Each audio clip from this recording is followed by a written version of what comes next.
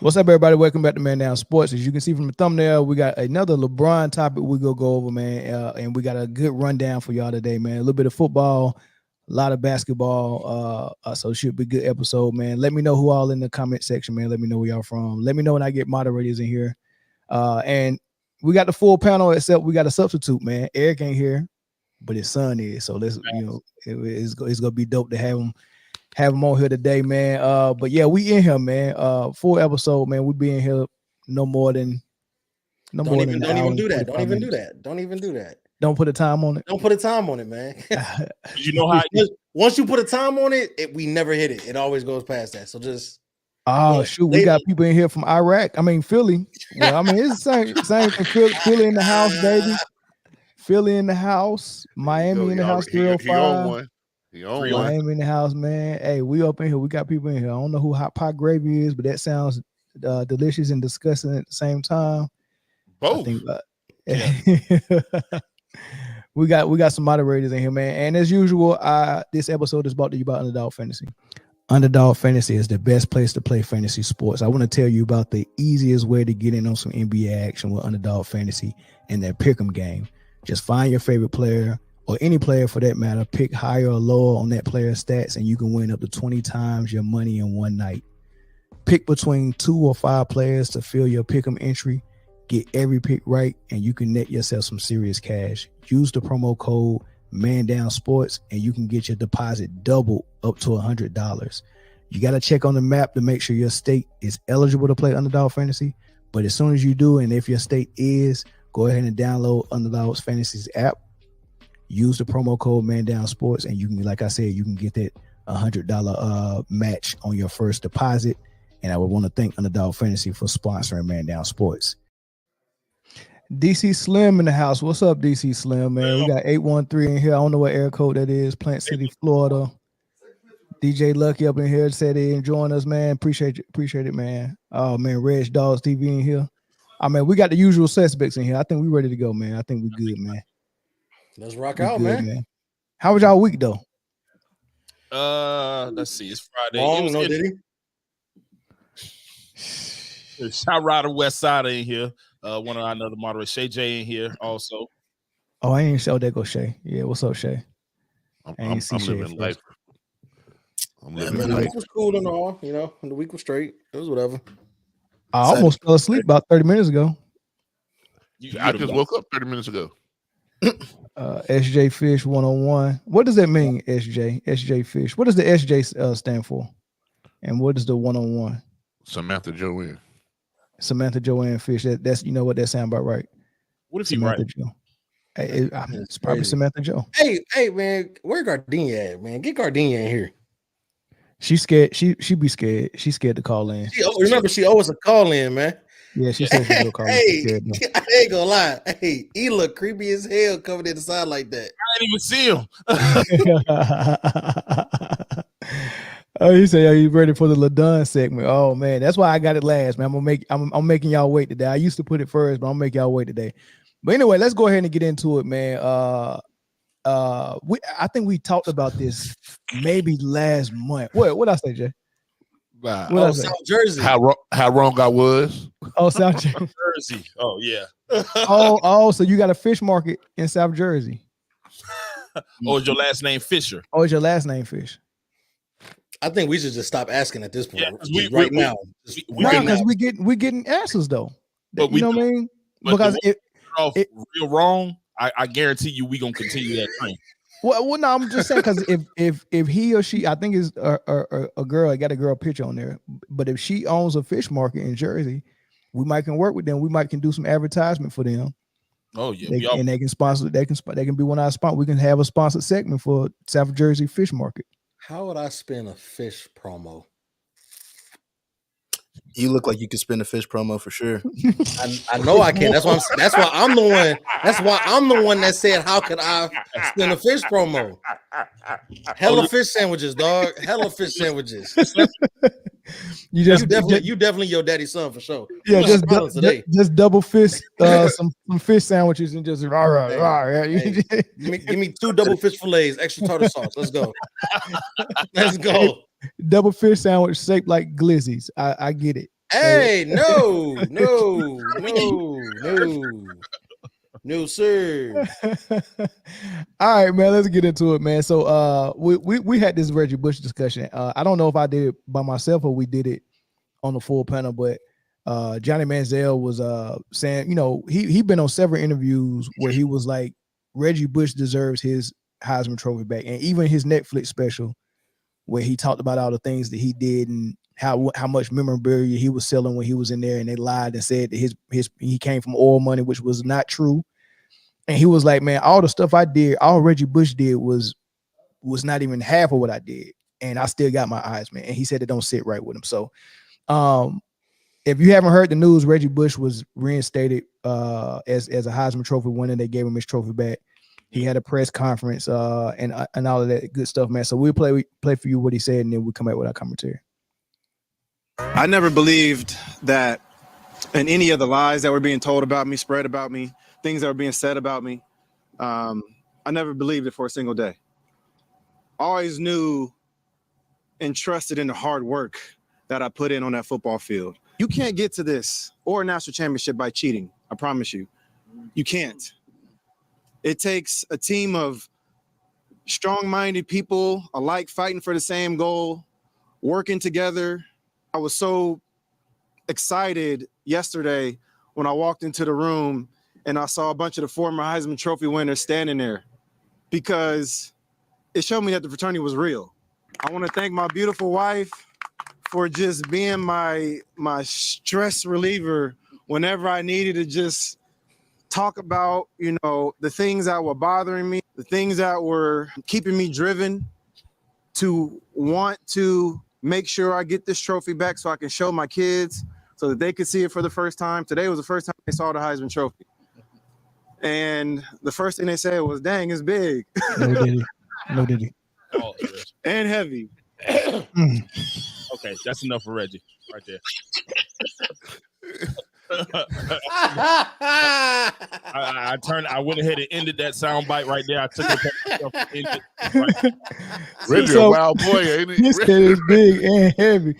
But you could tell people that dated the Kardashians. But hey, look, before y'all go in, man, I thought this was real noteworthy of Johnny Manziel. Before all of this happened, man, he told he won't be participating in no more Heisman anything until Reggie Bush is reinstated. So he said, after careful thought and consideration, I would be humbly removing myself from the Heisman Trophy ceremony until Reggie Bush gets his trophy back. Doesn't sit right with my morals and values that he can't be on that stage with us every year. Reggie is the Heisman Trophy. Do the right thing, NCAA. The ball is in your court. Much love. So I want to get y'all thoughts on the whole situation of him losing his Heisman Trophy and getting it back. And then after we get in that, I want to transition right to, do we think Reggie Bush is actually the best Heisman Trophy winner we ever seen, or do you think he's the best college football player we ever seen? To me, I'm not even gonna lie, with my own two eyes, right? And I didn't watch Barry. I seen highlights from Barry. Of course, I didn't watch no Jim Brown or no O.J. Simpson back then in college. But with my own two eyes, I haven't seen a football player better than Reggie Bush in college. None, right? I honestly haven't. That's just me. But y'all thoughts on the Heisman being given back to him? For me, it never registered in my mind that they took it. I knew they took it or whatever, but when everybody be like, you know what I'm saying, name, rank your Heisman Trophy winners or whatever, he always on the list for me. Yeah. You know what I'm saying? What they did that year, him, but the whole team. But I mean, it was phenomenal. It brought people back to the game, almost like similar to what Caitlin Clark did to women's basketball this year. College football was kind of on a decline a little bit, and that USC team, because they ain't had nothing after the U. You know what I'm saying? And all the fanfare that the U brought. And Ohio State had a small little run, but then after that, USC went crazy. For a little while. Yeah. And then Vince Young had something to say about it, but we said something to his greatness, Vince. But yeah, man, when it comes to Reggie Bush, I think that watching college football at that time, that was the beginning of the mixtape, the highlight tape era. And between him and Tavon Austin, I don't know how many times I've watched their highlight, just those two, they highlight tapes, because they were running neck and neck to me for two of the best ever to be on a highlight tape. And Reggie won with his. He won rings. You know what I'm saying, with his. So it's hard not to say, if you do say that he is the GOAT. I mean, this is no disrespect to the Cam Newtons, and I see a lot of names in the comments, the Lawrence Phillips, the you know, say even you know, some of the other guys, the newer guys like the Johnny Manziels, but Reggie is definitely up there to me as one of the GOATs of the sport. You know, that he amazed me. He amazed me. Like watching players and being in amazement in college. I think Peter Warwick is up there. I think Charlie Ward is up there. I think Reggie is up there. I want to say Percy Harvin. Cam Newton said Percy Harvin the best running back. I mean, the best football player he ever seen in his life. He was a football player. Yeah, of course, Tim Tebow for what he did as well. I saw Percy in high school at Lansdowne when we was, you know what I'm saying, MVA. And y'all missing one. Y'all missing Adrian Peterson. He was cold too. AP. Nah, Mike Vick. Dude. Yeah. Mike Vick and Virginia Tech. Like, but I never seen a Virginia Tech game. I seen that national championship game, and that's it. That's all I seen from Mike Vick. So I didn't see all of that.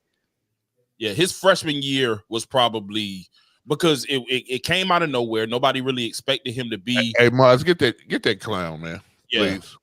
Somebody block privacy online. Yeah. Go ahead. Yeah. Vic freshman year, because it came out of nowhere. This dude from Virginia Tech. Yeah, I can put that up there. I can put that up there. I mean, he had us wanting those ugly ass Virginia Tech jerseys. I don't think they're ugly, man. They seem kind of dope. Prior to Vic, they was ugly, and they. I remember that they had one that like the that orange color was on just on one sleeve, and how it faded in, it was trash. But Vic swagged it out, bro. Y'all ain't gonna talk about Charles Woodson? Oh yeah, Charles Woodson was cold too, man. Charles Woodson was cold too. Defender to win it, if I remember correctly. He is the only the Heisman defensive player. Yeah, but for me also Desmond Howard. What he Desmond did, Howard. Oh what man, he did was crazy. Yeah. Like, so when I think of Heisman, I think of Desmond Howard and Reggie Bush off the top, like the first two, and then Tim Tebow next. Man, Reggie Bush was cold, man. Chris, man, your thoughts on him getting his trophy back, man, or getting it taken, either one. I was still fairly new to football around the time that everything like that was happening, but from my understanding, it was something minute. It wasn't even like something that was like deserving of that heavy of punishment. And then you think about what Johnny Manziel said, all the stuff that Johnny did, and nobody's even whispered a thought about taking his Heisman away. You know what I'm saying? And he got a whole documentary out here, him telling him himself what all he did illegally. You know what I'm saying? I just think it was because I mean, anybody could watch the tapes, and you could see what he did in the league. It just was a higher level than what it was in college. The dude was phenomenal. Man, phenomenal running back.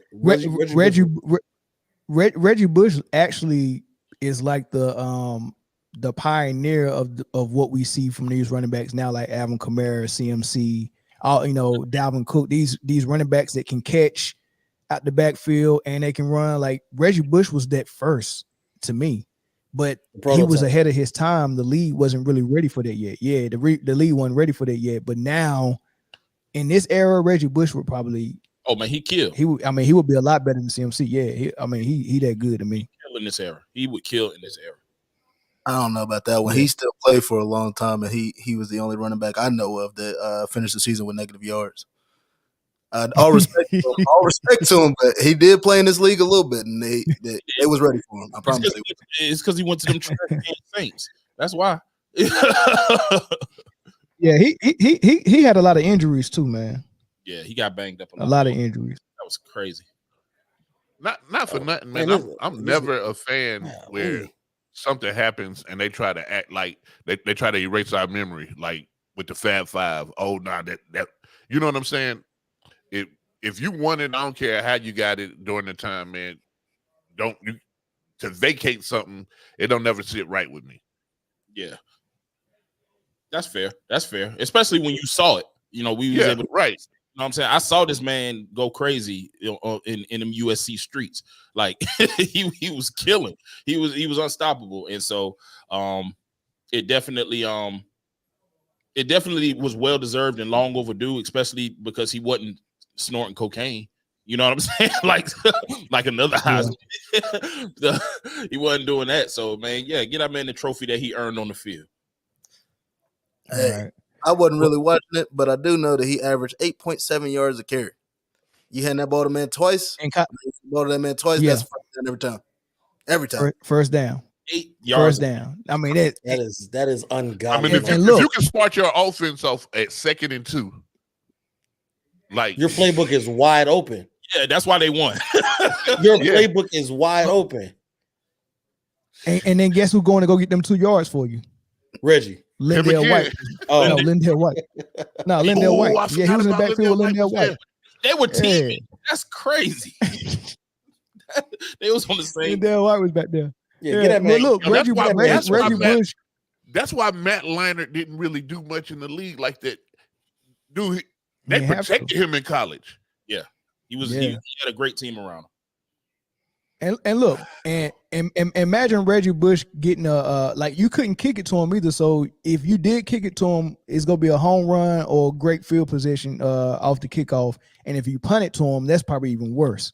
Mm-hmm. You know what I mean? Every time he touched the ball, he was just electrifying, man. But we ain't gonna be the dead horse, man. I'm just glad homie got his Heisman back, man. We'll keep it football and go to the draft, and we're gonna start with the Atlanta Falcons, man. Please, it's only right. All right, so let's start with the Atlanta Falcons, and I just want to show you, y'all took Penix in the first round after y'all already just paid Kirk Cousins, but this is your 21, 22, and 23. This you take Kyle Pitts as a tight end at number 4, right? We're not gonna talk about all the guys that came after him that was available that y'all could have got, but then the next year you come back and get Drake London. There was more people at his own position that was available. But I like the Drake London pick. I'm not even gonna hate. And I borderline like the Kyle Pitts pick, but they're turning out not to be what they thought it was gonna be. And then you come back in 23 after you drafted Algier in 22, and he had a phenomenal rookie season for you. You come back and get Bijan Robinson. Right. So a lot of questionable things. Hopefully it pays off. It still has the opportunity to pay off. But then you come back and you grab Penix. It's just too many question marks for the moves that this GM making, man. So what's y'all thoughts on how the Falcons did their first round this season? It's only right Zoe go first. I think it's only right I go last because I for sure. Yep. Oh man, I understand the pick. It's not as bad as one would think. But if you're gonna try to understand the pick, you it's hard to understand given an Achilles injured Kirk Cousins a guaranteed $100 million. So trying to understand both of them together is difficult. But if you just want to understand the pick makes sense to me. I think they took him a little too early for my liking, but the way quarterbacks was being snatched up, he wouldn't have been there any longer. So where did Atlanta trade up from? Were they behind Denver originally? No, we were that was our pick. We were 7-10. We were 7-10 for the last 3 years. So we picked 8, 8, and 4.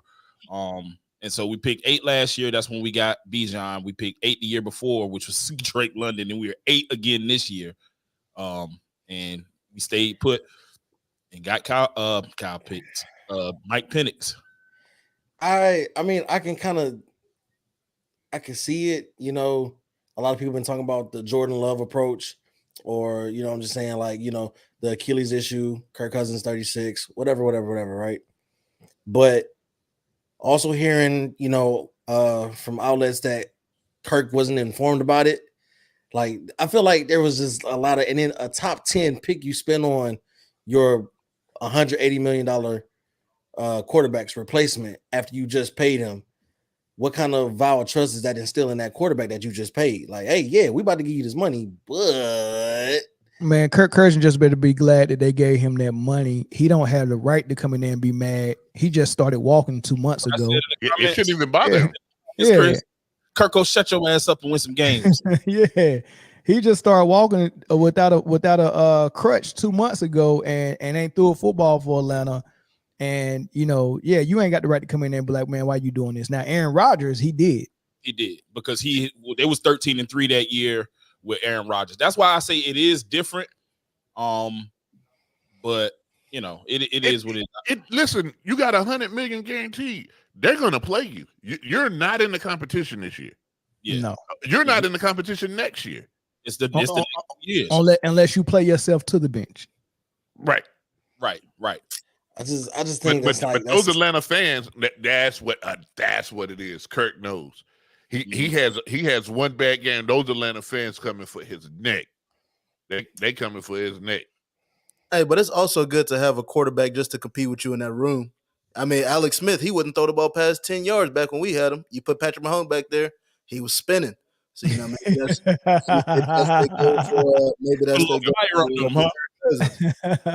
That boy he's seen 15 at practice. He was like, I got to do something different. So maybe that's what I picked up in his. And Kirk is 35 coming off an Achilles injury. Like, you can't trust him in a long spot.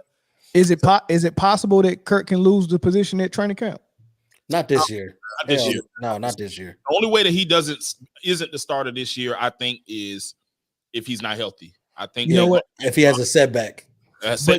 Injury. But we thought this same thing. We thought this same thing about Cam Newton in New England, and they bring in a dude that they don't even believe in no more. Did they get rid of Jones already? Bingo. Jack Jones. Bingo.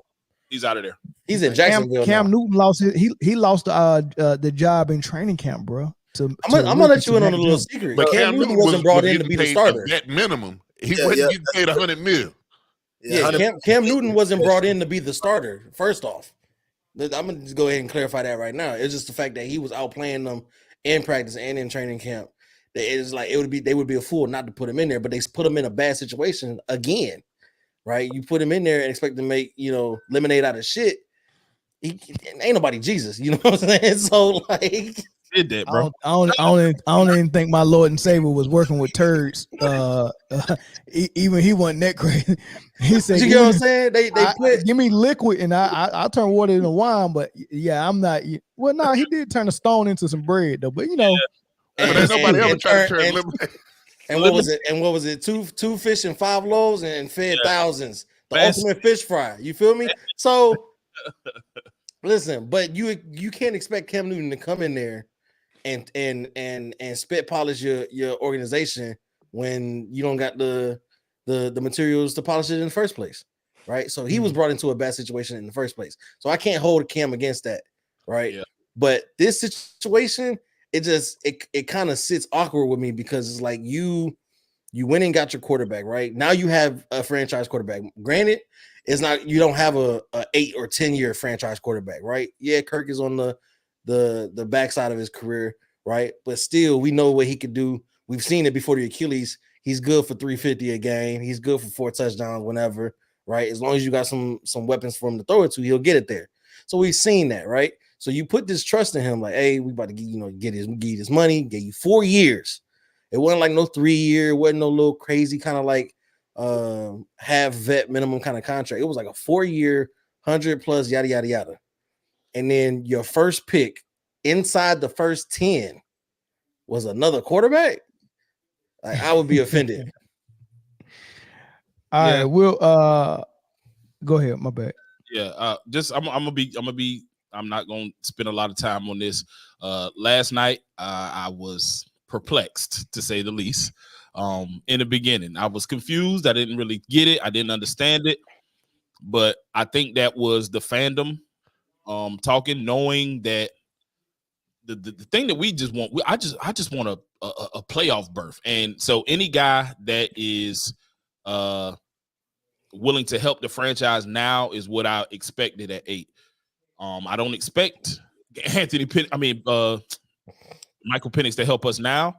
He But calling him everything but his name. yeah, I don't call that man 3 different people. But yeah, man, I don't expect them to help us now, but I get it. Not now, I get it and I understand it. Yes, we gave Kirk Cousins a 4-year deal, but it's front loaded like crazy. It's $100 million guarantee, and 90 of that $100 million is in the first 2 years. So it's a 2-year deal essentially. Like they paid him. He getting 45 for the next 2 years, and that'll be the test of whether or not he's still an Atlanta Falcon year 3. And in the event that he's not, which I'm leaning toward, he's probably not. He'll be going on 38, 39 around that time. We got a plan in place. If you watched our quarterback play the last 2 years, you would not be upset with this at all. They want some options. We gotta have options. We gotta have options. And I hear people talking about, I'm not worried too much about Penix. I was a little worried about his injury history, but he did spend 2 healthy seasons at Washington and balled out. I'm not worried about his age because he's 23, turning 24 this year. So is Jaden Daniels. Granted, Jaden Daniels probably start day 1. But at the end of the day, I'm not mad if he's starting his starting tenure as the Falcons leading guy at 26 years old, because I think he's honestly the most prepared. He's a 6-year senior. He's played a lot of football, got overcome a lot of stuff. But at the end of the day, Kirk Cousins, I don't want to hear from you, bro. I don't want to hear you. Don't say nothing. Just play ball. Like that's what I want him to do. He's upset. You upset? We gave you $45 million in for 1 season after tearing your Achilles. You tore your Achilles. Yeah. I mean, like that is a crippling injury, and we put the faith in you and the money in your pocket to show that, okay, we're gonna give you an opportunity, but we be fools to bank on that, because dudes don't come back from Achilles injuries a lot of the times, especially in basketball, of course not, but in football too. It's a lot of contact, a lot of mobility, a lot of footwork at that quarterback position. We got to get some insurance, and if they thought that Penix was that insurance for now and years to come, I'm not even mad at it. Plus, he's around the same age as these young dudes, Bijan, Drake, Tyler Algier, Kyle Pitts. They can grow together. They'll be together because, and then he'll still be on his rookie contract when it's time to extend the rest of those dudes. So I'm not even mad at it as I was last night. Hey, real quick. Oh, shit. Philly drafted Cooper DeJean, and then the very next pick, the Saints got Kool-Aid. I seen that. How much hype y'all believe in Kool-Aid? I rock with him just because his name, honestly. I thought he was gonna be. I thought he was gonna be a first round corner, but all these offensive players went so early. 26 of them, man. God, it's going to be hard for every corner next year. I don't care what your name is. Yeah. Every team needed offense. Most teams' defense are pretty solid, with the exception of like the Panthers or something. Yeah. Nobody's clocking for the Panthers, man. Panthers need everything, man. All right, the other person I was kind of excited to see where he landed.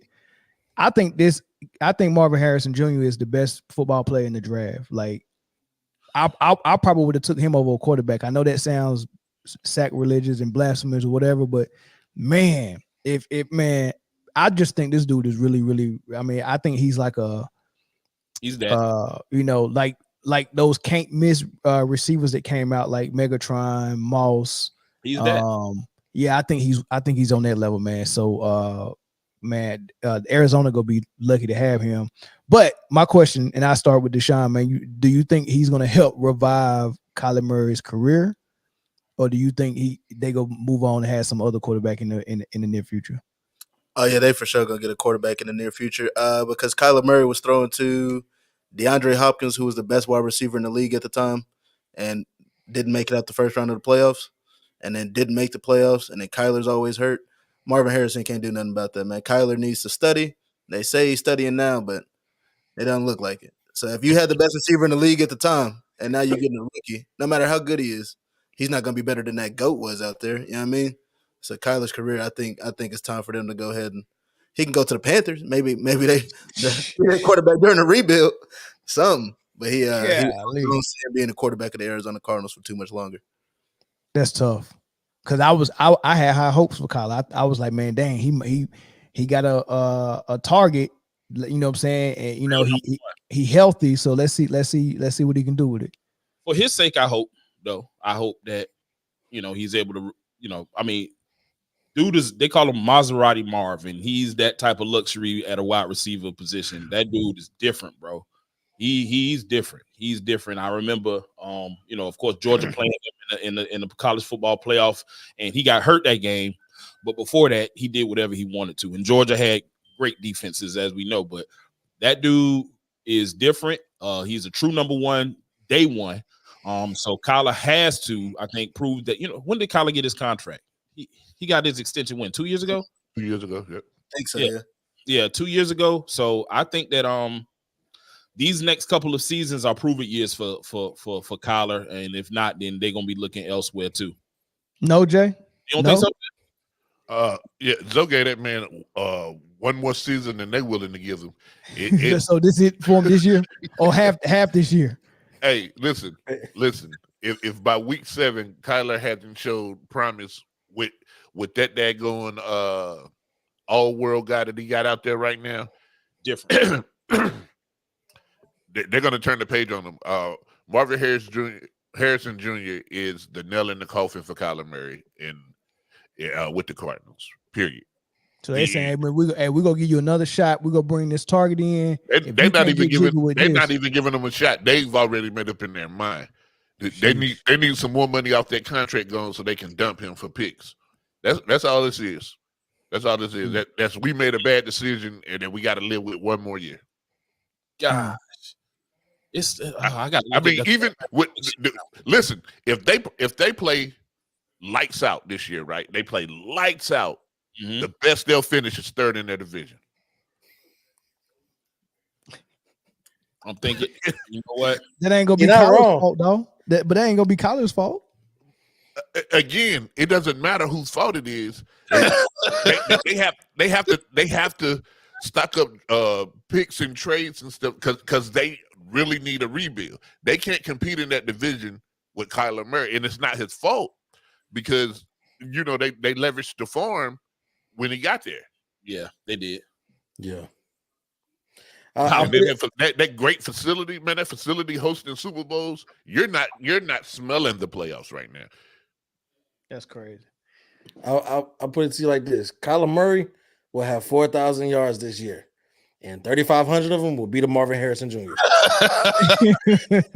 Listen, he could have 4,000 yards and 50 touchdowns, and they'll still be 7-10 ceiling. They got a 7-10 ceiling, bro. They have a 7-10 ceiling. Shout Ryder, was that personal? Like he's sick of Kyler. Oh my god, man. Nah, I think the Kyler experiment is pretty much at its end. They wanted to throw him out when they threw out Cliff Kingsbury. Yeah, that was a package deal. That was a package deal. They kind of that made sense. So, you can't find a coach for Kyler. Kyler, well, if you start coaching Kyler, you're getting fired. You got 2 seasons. There's a whole lot of coaches for him. They all just happen to be trainers for boxing. He in the wrong sport. That man need to lose 50 pounds and go fight Tank. Now that man would be a hell of a shortstop. Yeah, he would, man. Shout out to Singapore though. But he said Broomsday Saturday, man. I can't wait to get to that topic too, man. Woo, yes, sir. All right, man. Here's the head scratcher of the entire draft. Here's the head scratcher. Why would you help the champions with that quarterback, that spoiled quarterback, And that spoiled franchise, why would you help them get something that they was sorely missing last year to shore up their receiving core, man? How good is this kid they drafted, Xavier Worthy? And because he's not like everybody keeps saying Tyreek Hill. He might got the speed, but Tyreek Hill was a big body, even though he was short, or he is short. He's stocky like Steve Smith, right? That's different. This guy's a little on the slim side, man. How good is he and how much is he gonna help? And then how horrible is this for the Bills to do this? And they gotta play Kansas City. Here's the thing, right? And before I answer your question, I'm a Sky Moore. I like Sky Moore. And, hey, get your bags ready. Kadarius, get your bags ready. Oh, Kadarius, definitely. Yeah, it's a wrap. Here's the thing. Worthy is like that. I don't know if y'all seen in the group chat. That's who I wanted us to draft. You did. You called. We was talking about it, and you said, "Man, I hope it's for Worthy," and then it was for Worthy. The kid, a year ago, not this last season, the season before that, he broke his hand, so he had some drop problems. Last year, everything that he did looked good, and then just knowing that Hollywood Brown is going to be on that other side, and after about 6 to 8 games, Rashee Rice coming back.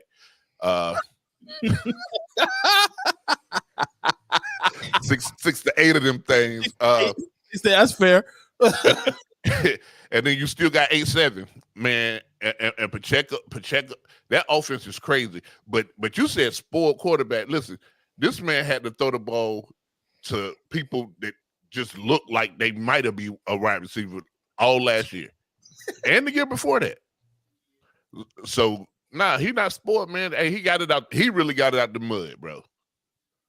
Man, to speak to Buffalo, I think that the owner of Kansas City has the Buffalo Bills GM something on him, because Buffalo was actually the trade partner that got us 1-5 as well. And you know what's crazy? That Buffalo started off the second round and they drafted a wide receiver. Like, bro, what? Like, you can't make this up. Like what is it that y'all holding? Y'all blackmailing them. It's Buffalo went into that season with Tyrod Taylor and let us trade in front of them to get Pat Mahomes. Hey, Kansas City. Again, I would never trade with y'all again. Look, Kansas City asked Buffalo if they had change for a 20, and Buffalo was like, "Yeah," and gave them a $50 bill back. That made me think and do math, and I still don't get it. But don't do me like that with another. That's because your fitted is one size too small. How you get a small fitted with an extra large brim?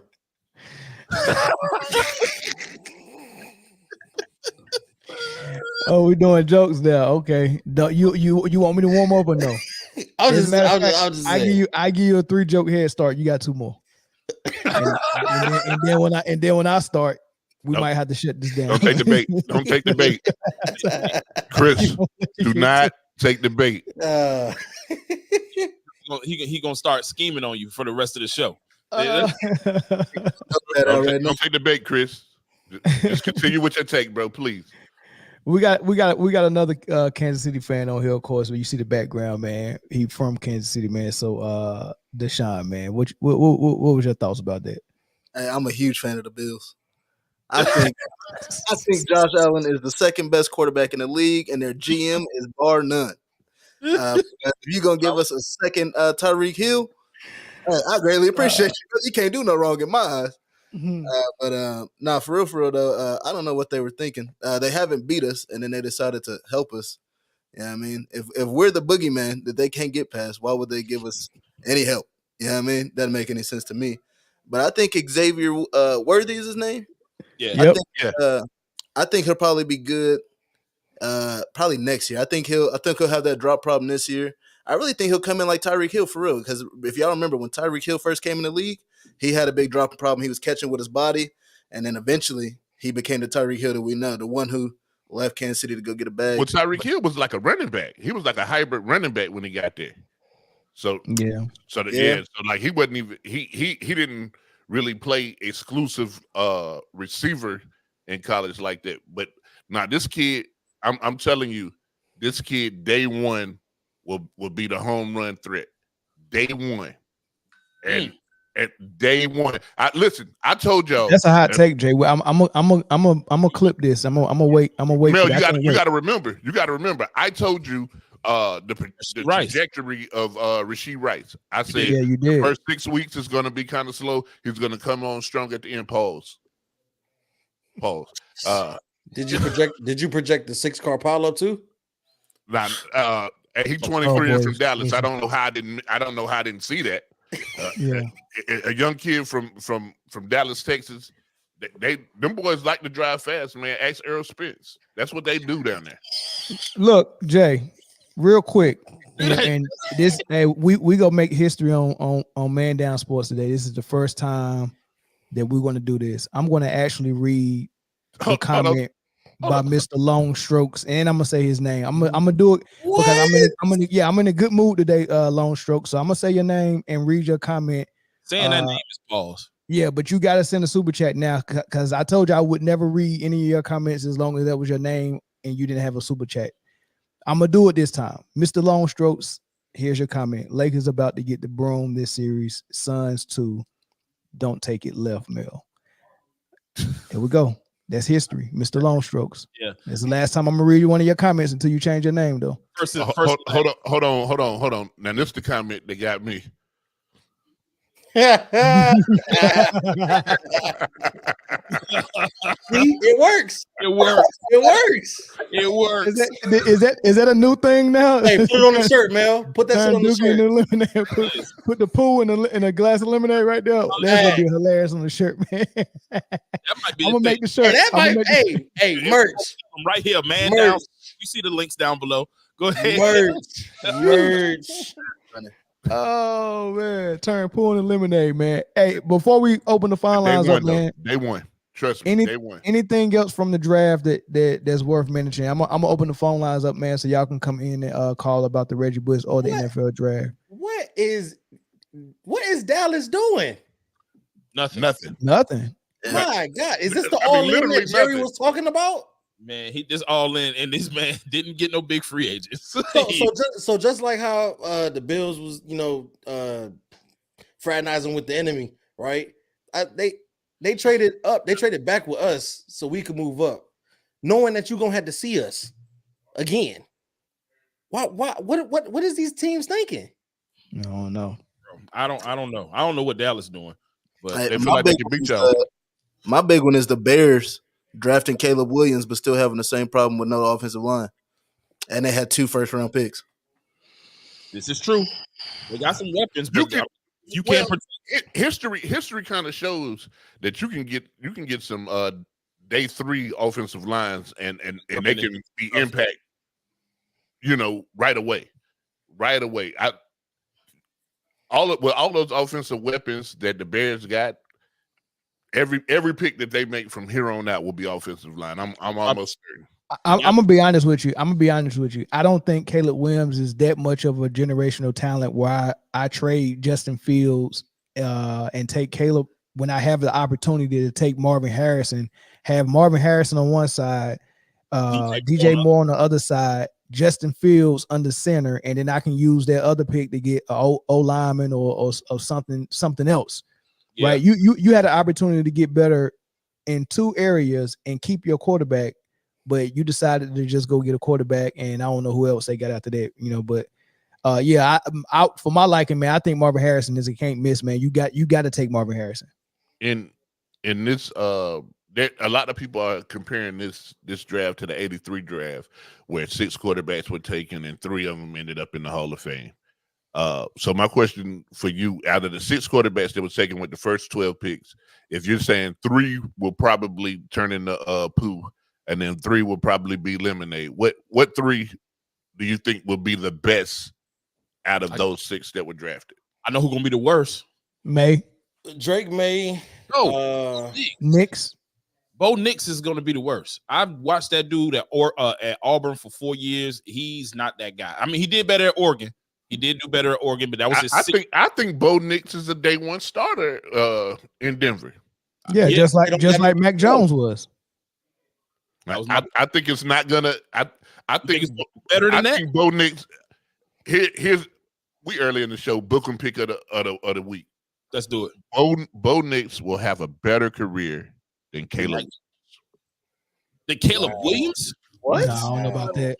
I can't give you that one. Wow. I can't give you that one. I don't know. I don't know about that one. Hey, Shay J, you got to call in on this one. We talking about Chicago and your quarterback. You got to be the one to call in. All my Chirac people, y'all got to call in. That's what they call it, right? I think the lights are going to be too bright for that kid. There's something about him. What lights? Ain't nobody paying attention to Chicago. Not even a little bit. You crazy, dude. Chicago. Listen, Chicago has had the city has rallied around Rex Grossman, Jay Cutler. Like, listen, I guarantee they are going bananas in Chicago.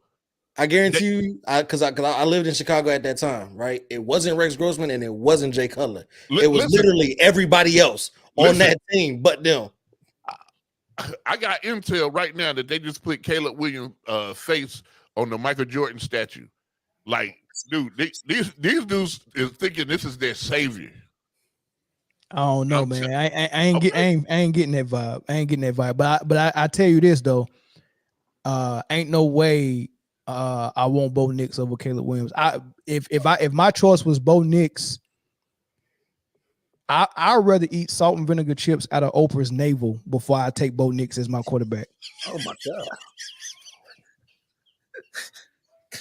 I don't even know how to feel about that. And that's a crazy. Do you at least get $1 billion from this? Like, or is this just recreational? I don't even know how to feel about that.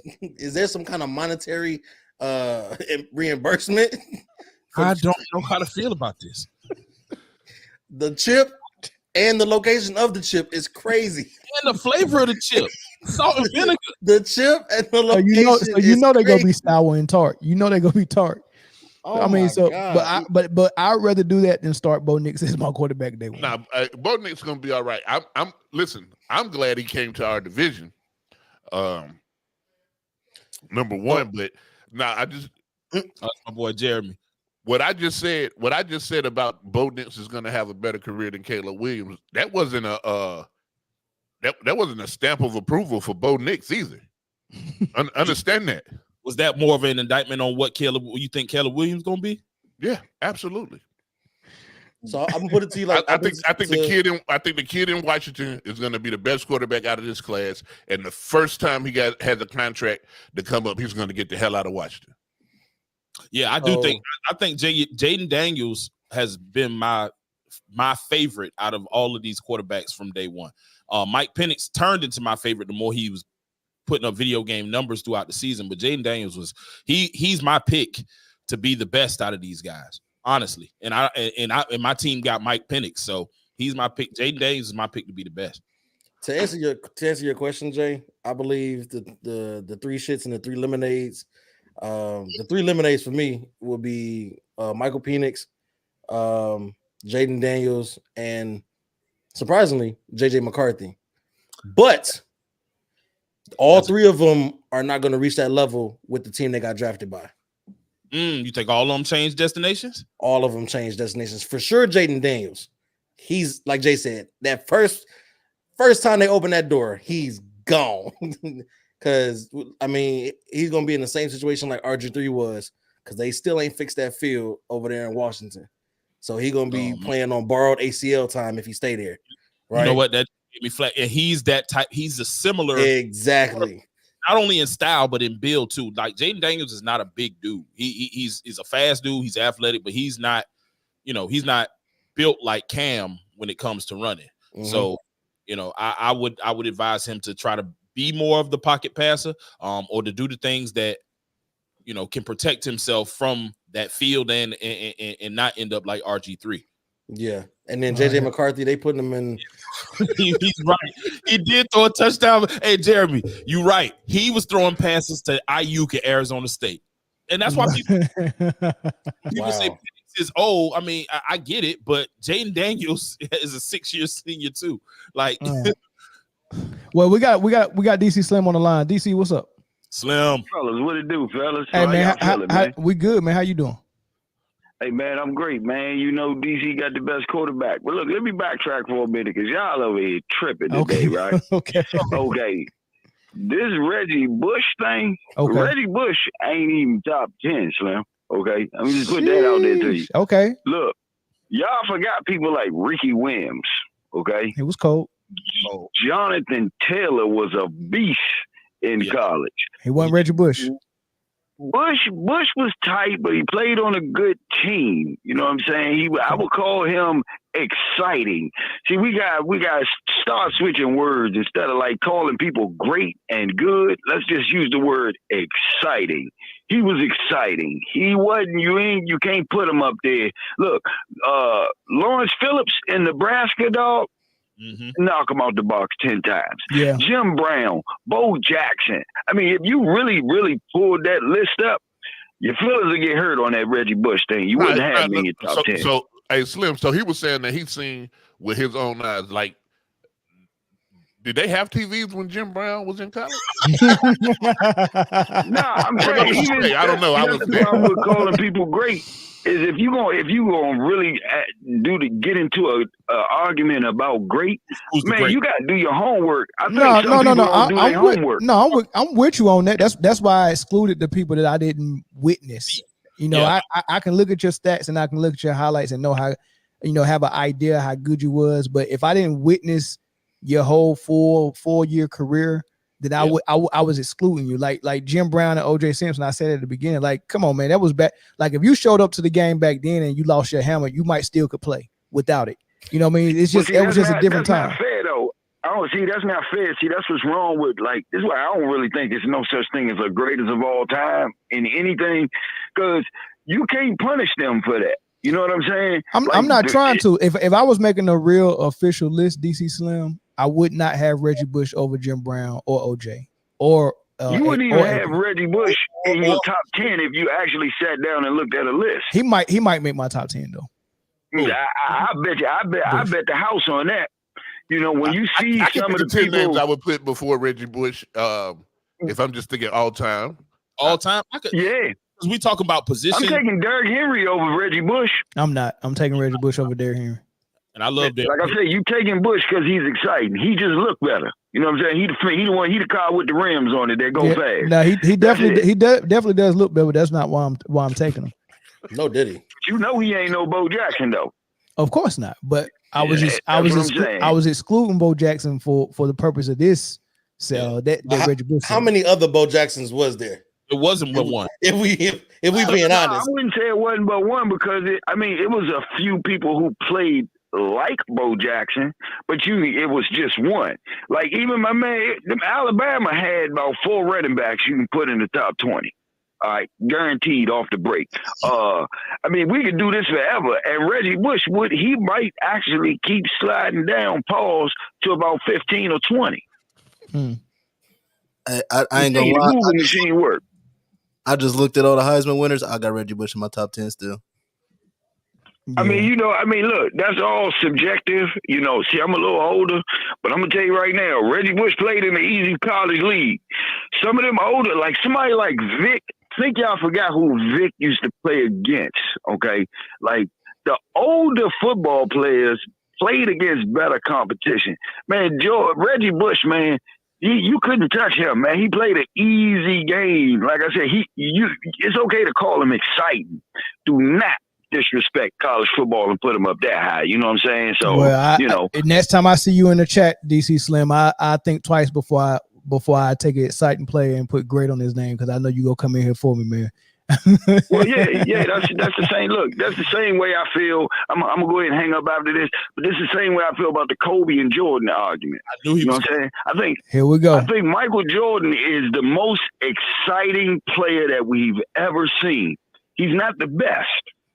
Okay, see, that's why I say that to me, somebody like Kobe Bryant is like the best. You know, he's like what you want to be as a player. Mike, you just want the shoes and the popularity and the rings. You don't want the work ethic, the skill, and all that.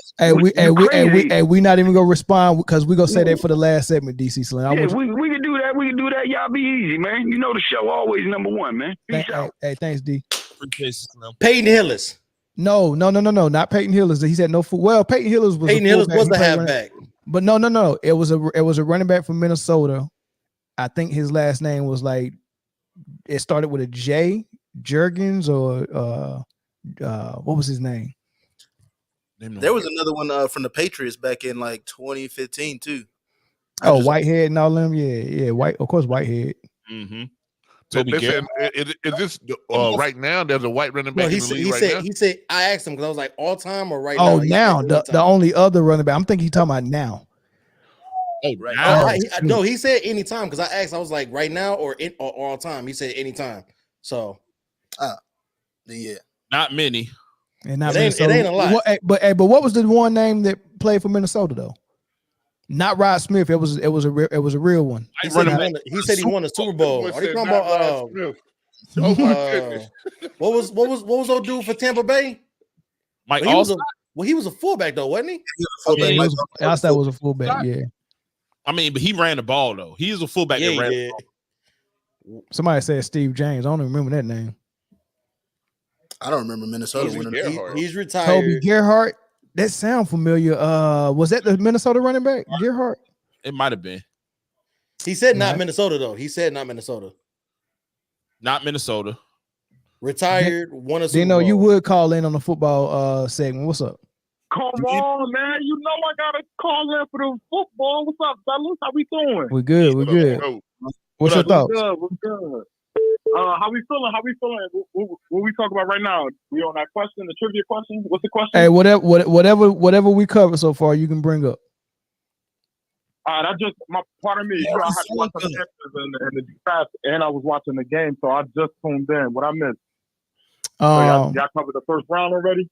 Reggie Bush. Yeah, we got on the first round a little bit for sure. Yeah. All right, Zoe. I'm sorry. I'm sorry to be a Falcons fan right now, Zoe. Go ahead, bro. Jay, Tyreek Hill 2.0 with a bigger catch radius. That's nice.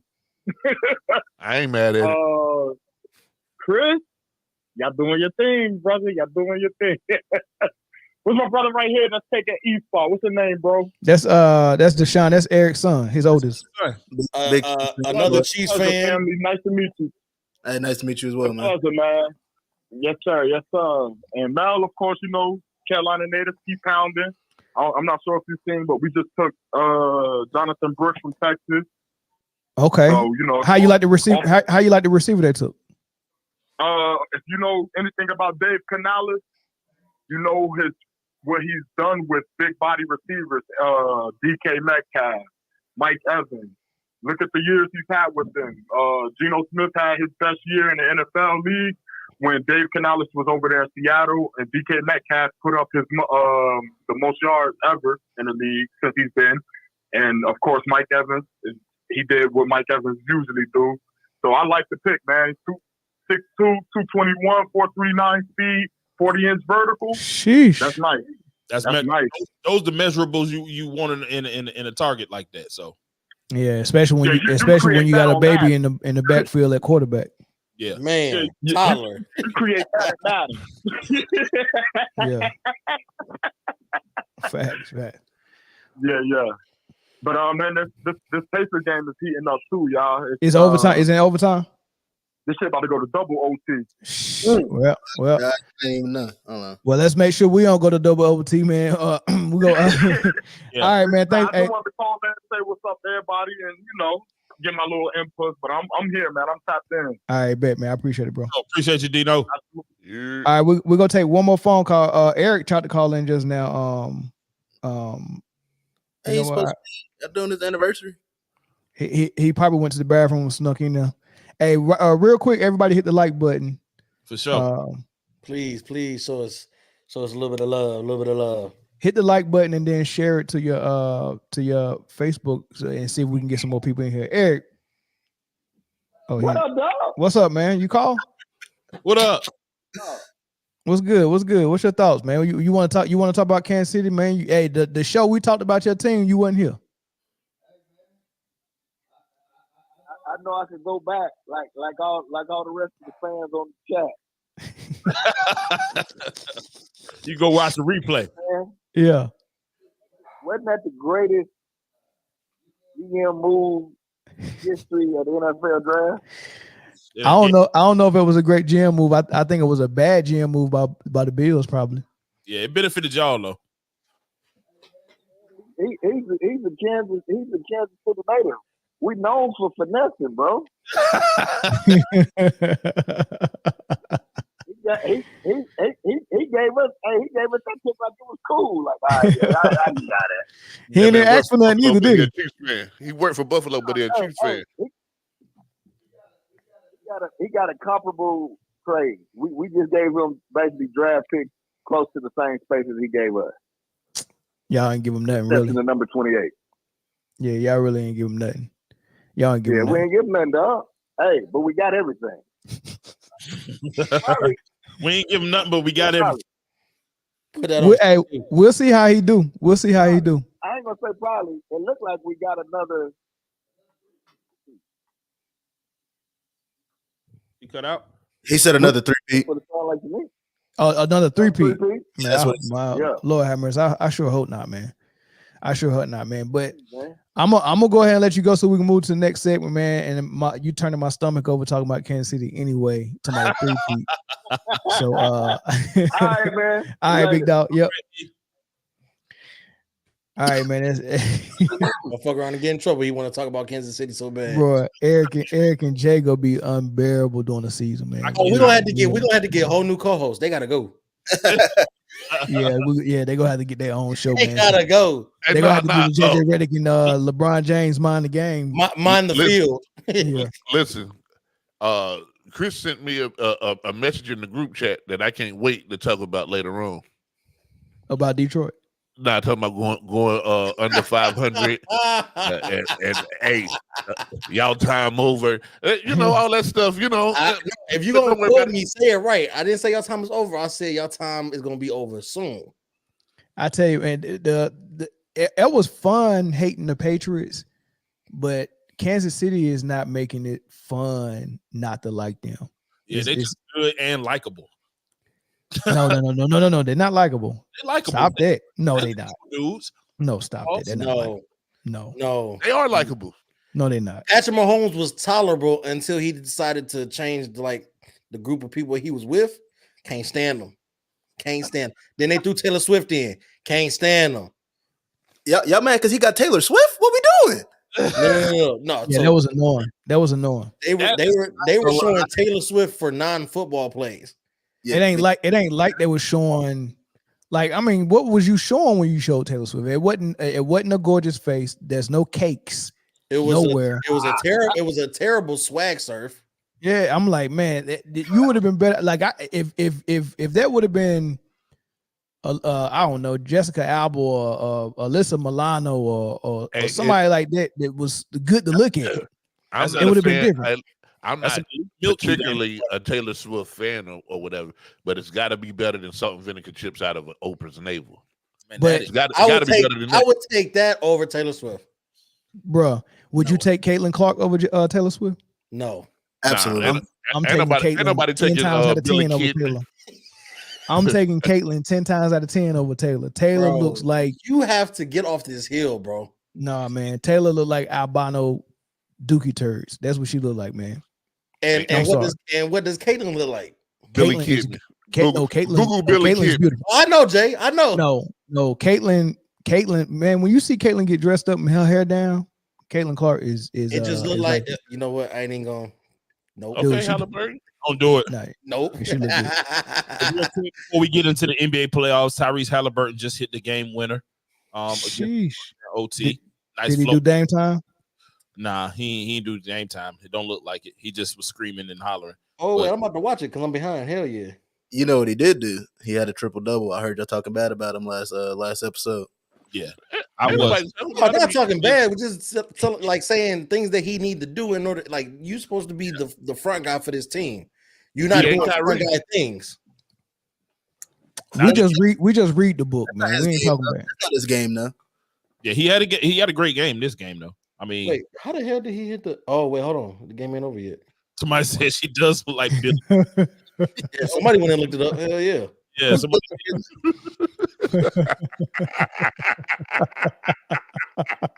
Y'all cold-blooded.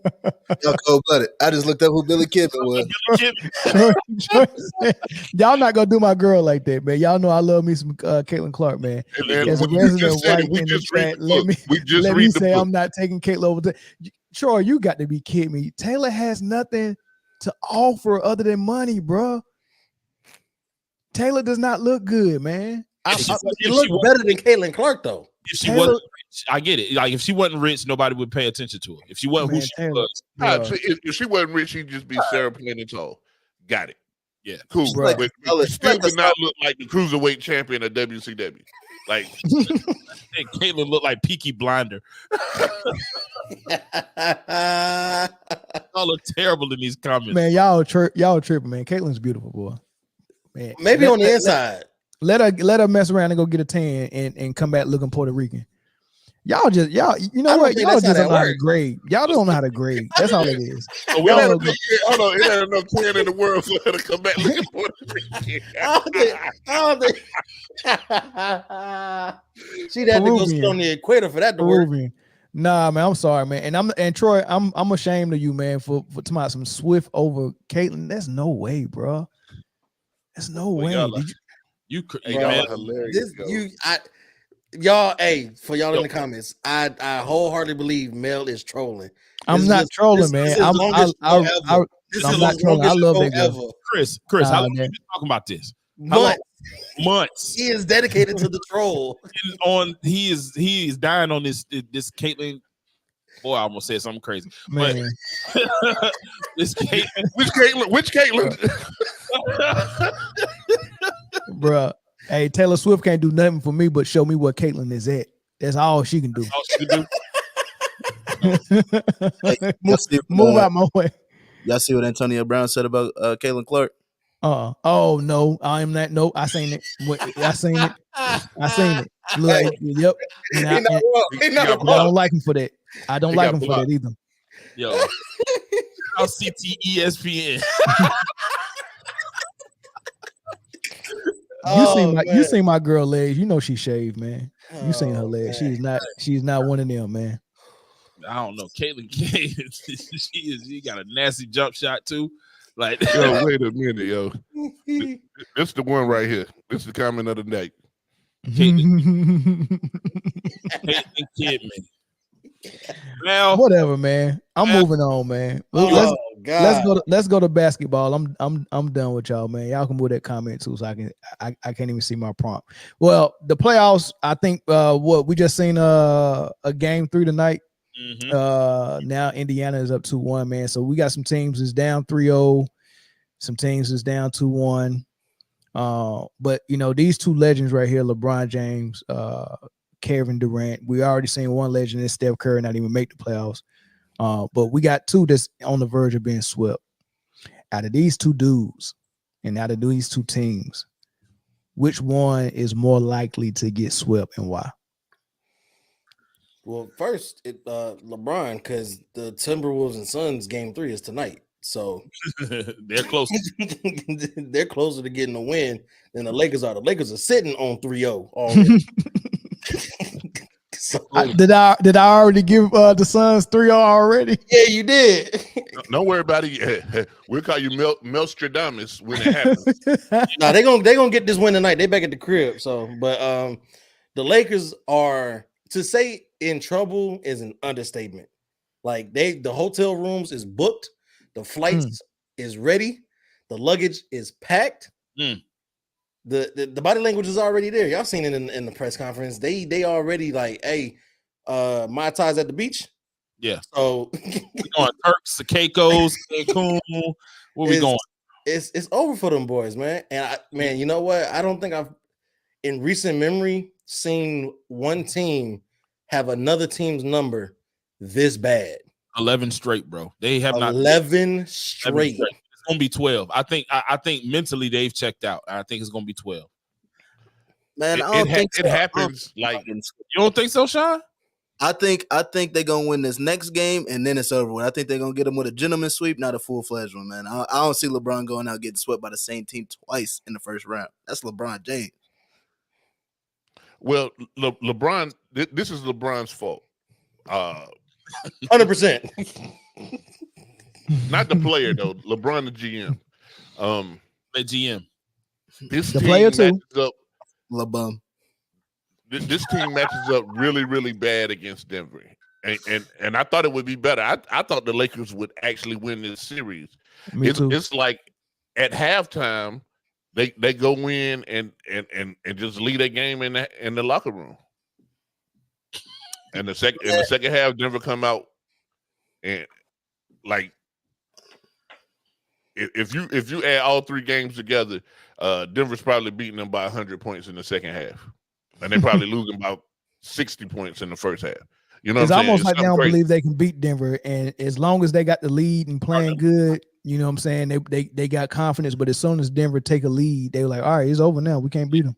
Well, not even take a lead. It's when they drop it to 5. As soon as Denver gets it to 5, LA gets tense and then it's over. Body language just be crazy. D-Lo was on the side eating chips. Oh, man. And on his cell phone. On his phone. I didn't even think you could have your phone on the bench with you. I thought you were supposed to leave that in the locker room. It's about to be a new rule now. Me and D-Lo had the same amount of points last night. Hey, but you know what? Can you blame him? That. Can you blame him when I go have a career playoff night and we up by 20 and we lose? Man, nah, y'all ain't getting no more. Y'all was crying about, oh, D-Lo didn't do nothing, so I go and do something, and we still lose. Don't even worry. You ain't got to worry about me no more. It's because they need because I think they're a three-headed monster would be an overstatement, but they pause also. But they're a three-headed team though, so they need all three of them to work at the same time. Because AD and LeBron played good last night, but D-Lo had 0 points. The game 2. D-Lo and LeBron played good, but AD didn't touch the ball in the second half for real. So it's like if all three of them can click for one night, they can get one game. They can win. They can win one game. I like that comment too, because what happens is LA has to play a perfect game to win, but Denver can play any game and not lose. So we ain't seen their best game yet, Jay. But their best game may not even be enough. Like LA's best game. I'm talking about Denver. Denver ain't played their best game yet. That 20-point comeback was just that was yoga. That was warm up. Listen, Jamal Murray has not shot the ball well this entire series. Nah, Denver is nowhere near that ceiling. And that's scary. Crazy. And that's the wild part. Them boys operating at about 50%. LA's strung together some really good games. You know what? Wasn't good enough to win. This is looking like Denver Dallas conference finals, man. Are we just discounting OKC that fast? Yeah. Oh, I mean, man, they're not gonna let Dallas lose to nobody, bro. So if Dallas beat the Clippers, man, they cannot deny how much they want to see a Luka Jokic Western Conference Finals. Oh my God, bro. I mean that's must see TV. Yeah, they're trying to evolve the game. We'll see what happens tonight. Tonight will tell the story. If Mavs Clips tonight. Yeah, Mavs Clips is actually on already. Yep. That's game 3, right? Mm-hmm. Yep. Yeah, we go get the catch. We ain't got much left. We're gonna get the catch the ending of it. Y'all always trying to catch something. Is Darvin like when do you pull the plug on the Darvin Ham experiment in LA? It's anything, Jay. It depends, man. It depends. I'm gonna be honest with you, and I can't speak from this perspective of how much money that Jeanie Buss is making with this Lakers team. But let's just ignore the money part. If we just talking basketball, I pull the plug on LeBron faster than I pull the plug on Darvin Ham.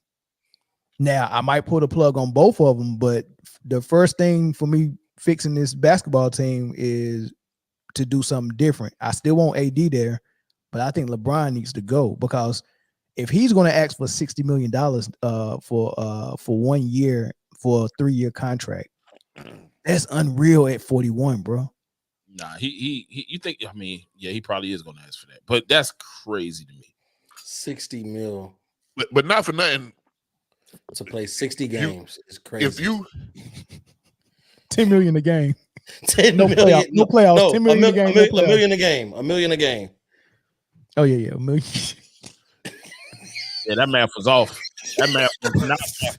He almost got me to agree with it too. I was like, "Yep, 10 million." I was like, "Wait a minute." Hey, so did you see me freeze? I was like, "Wait a minute, that ain't it." You're a math major. Well, you don't have to be a math major to get that math right. You know? So y'all see me freeze? I was like, "Wait a minute." 10 million a game. Degree. Yeah, 60 million, and as much as like LeBron and LeBron fans would say he's still jumping above the rim and he's this, that, and third, you can't ignore the fact that Father Time is undefeated. He is on the back end of his career. No 60 million a year is crazy. You're not if you pay that, you're leveraging not having a future for years. They still don't have any picks, and then you giving all your money away to this agent superstar? Absolutely not. Listen, you trade D'Lo, AD, Rui Hachimura, you trade everybody with a jersey that and get picks and players back. It's time to real rebuild. Everything's for sale. Even if you keep LeBron, you give LeBron that final Kobe treatment where, hey man, we just here. We just here. And you start preparing for the future. You're no longer in contention for championships. Well, if you go give him the LeBron treatment, then that means get rid of all those people that's making a lot of money. Because if you want all the money, LeBron, if you want 60 mil, I give it to you for a farewell tour. But AD's gone, everyone's gone. That's exactly what I'm saying. Okay. Yeah, you got to get rid of everybody. You can't win. That like winning is out of the question because I'm trading away anybody who's making over 15 mil or over the vet minimum. Like 80 has to go. Kilo's gone. Hell, even go get Bronny with a 2nd round pick. Fuck it, give him what he wants. Give him what he wants, and then we'll be the only 2 people on the team. Yeah, it'll be 2-on-5 every game. And then them vet minimums, a bunch of vet minimums, and that's only that. If you want to retire a Laker, but at the end of the day, LeBron strikes me as a person whose ego is not going to allow him to do that. His ego wouldn't allow him to record mine a game 2 Wednesdays in a row, though. He definitely. Say that one more time. Is there any active players who got podcasts other than Paul George who's doing good in the playoffs? Like when you look at the teams that got in the finals, Jokic, I guess you could Denver, say Patrick Beverly and Miami, like they're serious enough to say it's playoff time. Podcast can wait. Yeah, that junk is done. Draymond Green and LeBron James is like podcast or die. Like that's a priority for them. They got to. I think you can't split your mind and be focused on 2 things at one time. You got to be focused on one thing. And they might think. Yeah, they might think they focusing 100%, but you can't be. You can't be. Draymond owes hot take every game. That podcast is a little bit different than let's say this one, right? Where all the work is in house. Not 2 times. Hey, how many times Muslims pray, man? I think it's like 5. Yeah. He almost a Muslim, man. you about to be participating in Ramadan. I'm about to say he gave up social media so that way they could move LeBron. Oh my God. Man. But I also believe that LeBron is the type of person that like is not lost on irony and stuff like that. So it's a part of me that believes he'll play his last season in Cleveland. Yeah, he kind of seemed nonchalant in the post game comments. I got the sound for that too. So whenever we're ready to play that, he kind of seemed like Yeah, but when we get to the LeBron, you talking about the one? We'll get on the next segment. Yep. I don't know. So nobody think the Suns getting swept. No, the Suns will win Yeah, tonight. no, they're getting swept too. And listen, blow that team up. Literally, get rid of everybody. I don't think so. No. Frank Vogel. No. Jay, one more year, Jay. Without Frank Vogel. Listen. It has been proven if you're not going to bring back Kevin Johnson and Charles Barkley, get rid of everybody. Get rid of everybody, man. It's not working. Is it because of KD's age and he can't? You know what I'm saying? He can't go out there and be MVP KD every night. Nah, it's because the team was front loaded and you needed everything else to work, right? Grayson Allen got a bum ankle right now, which is unfortunate. And Bo got a bum coach, which is also unfortunate. You know what I'm saying? So it's not like it's not working. I don't think you blow up the team. I do think that Frank Vogel has to go. I think whenever they do end up getting eliminated from the playoffs, I think the first news you hear is Frank Vogel fired. But I think because they do have a decent. It's not the best bench in the league, but it's decent enough. And I mean, you got Bo, right? Bo out there on the court would make a hell of a difference more than fucking Eubanks, right? I don't know what Vogel and Eubanks got together. If they was college homies or if Vogel knew Eubanks' dad or something, I don't know. Whatever it is, it's unsettling and it's ruining the team chemistry because Bo could be out there actually doing something against Cat and Gobert more than what Eubanks is. When Nurkic gets in foul trouble, throw in Bo. And Bo is a better shooter than Nurkic is too, so he can spread the floor out, right? But Frank Vogel doesn't want to do that. I don't get it. So I'm not saying blow the team up already. The coach got to go for sure. And then you bolster up the bench some more and you try it again. Also, Bradley Beal has been in and out the lineup more than a regular at a crack house, right? So they don't have any real chemistry together, them three. Bradley Beal done had so many different injuries. It's like he was playing Blitz the League all season.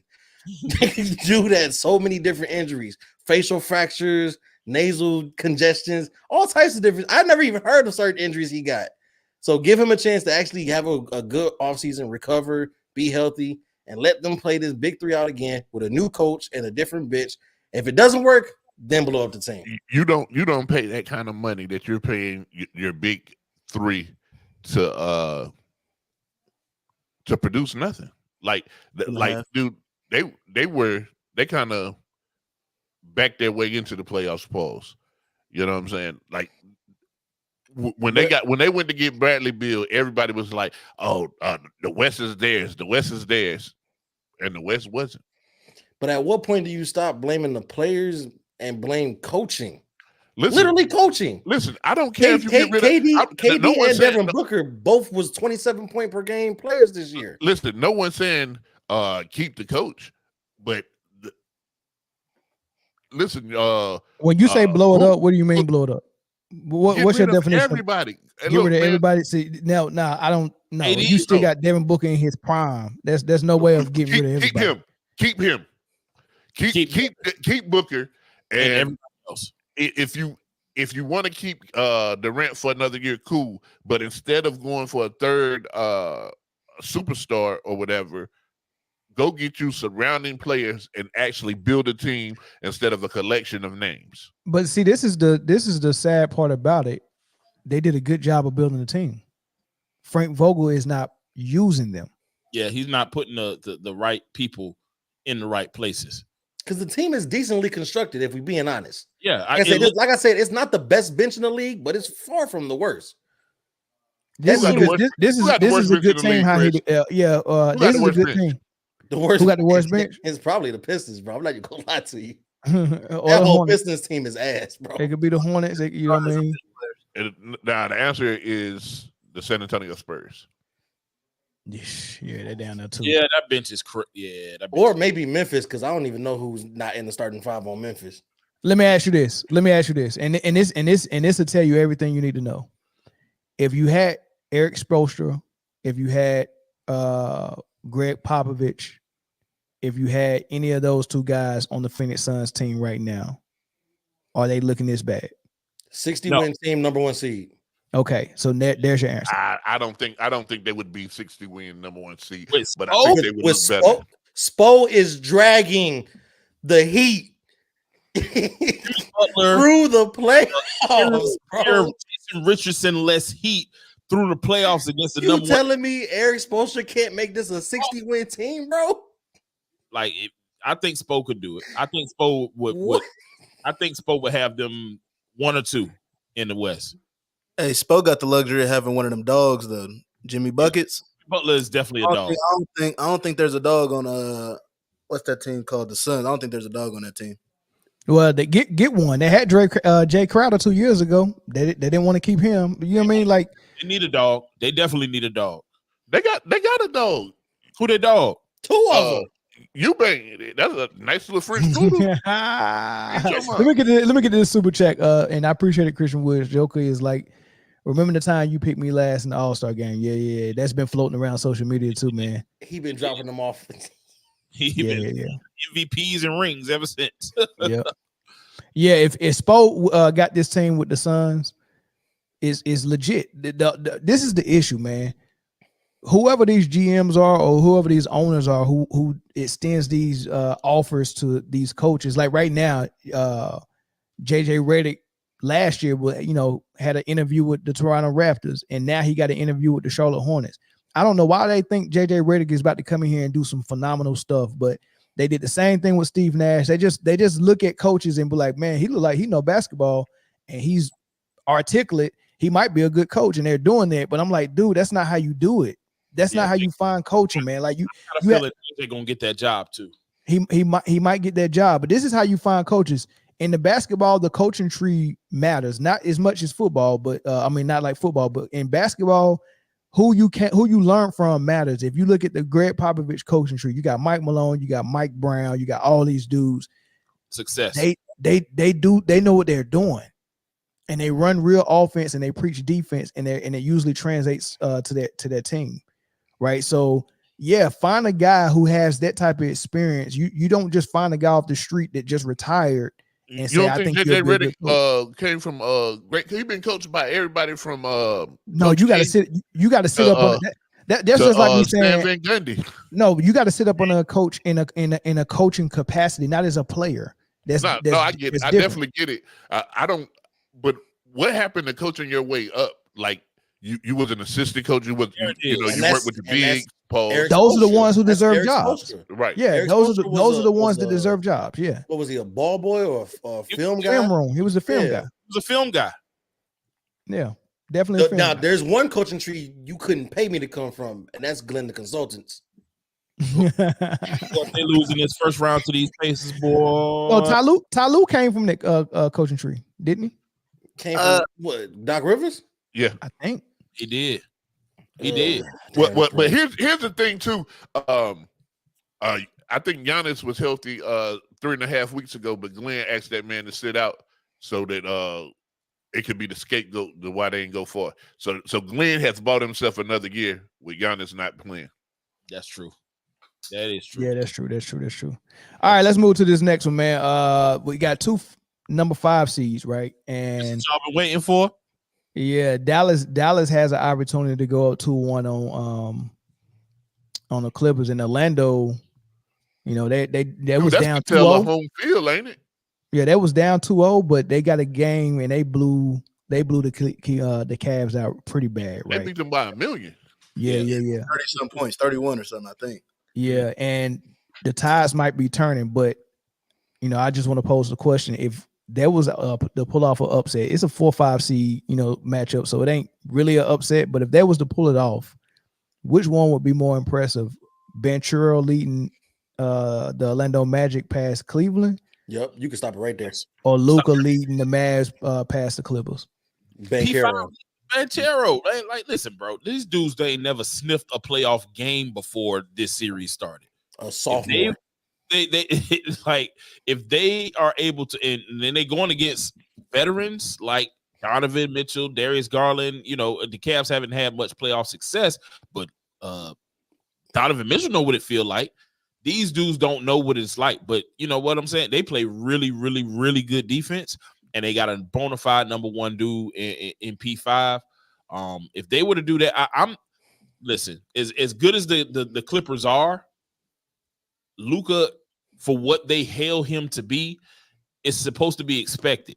Nobody's expecting P5 to win, bro. Nobody's expecting that. I'm kind of expecting Luka and them to win because of what they've said he was. I don't believe he's that, but that's what they said. Let's see it. Deshaun. I completely disagree.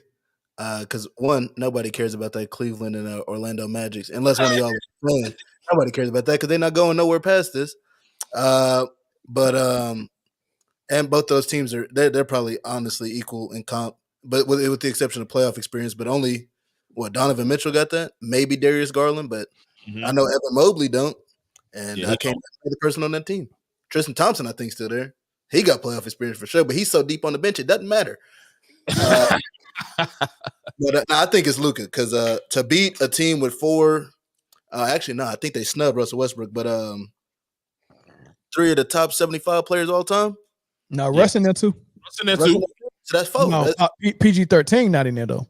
That's a snub for sure. That was a terrible snub.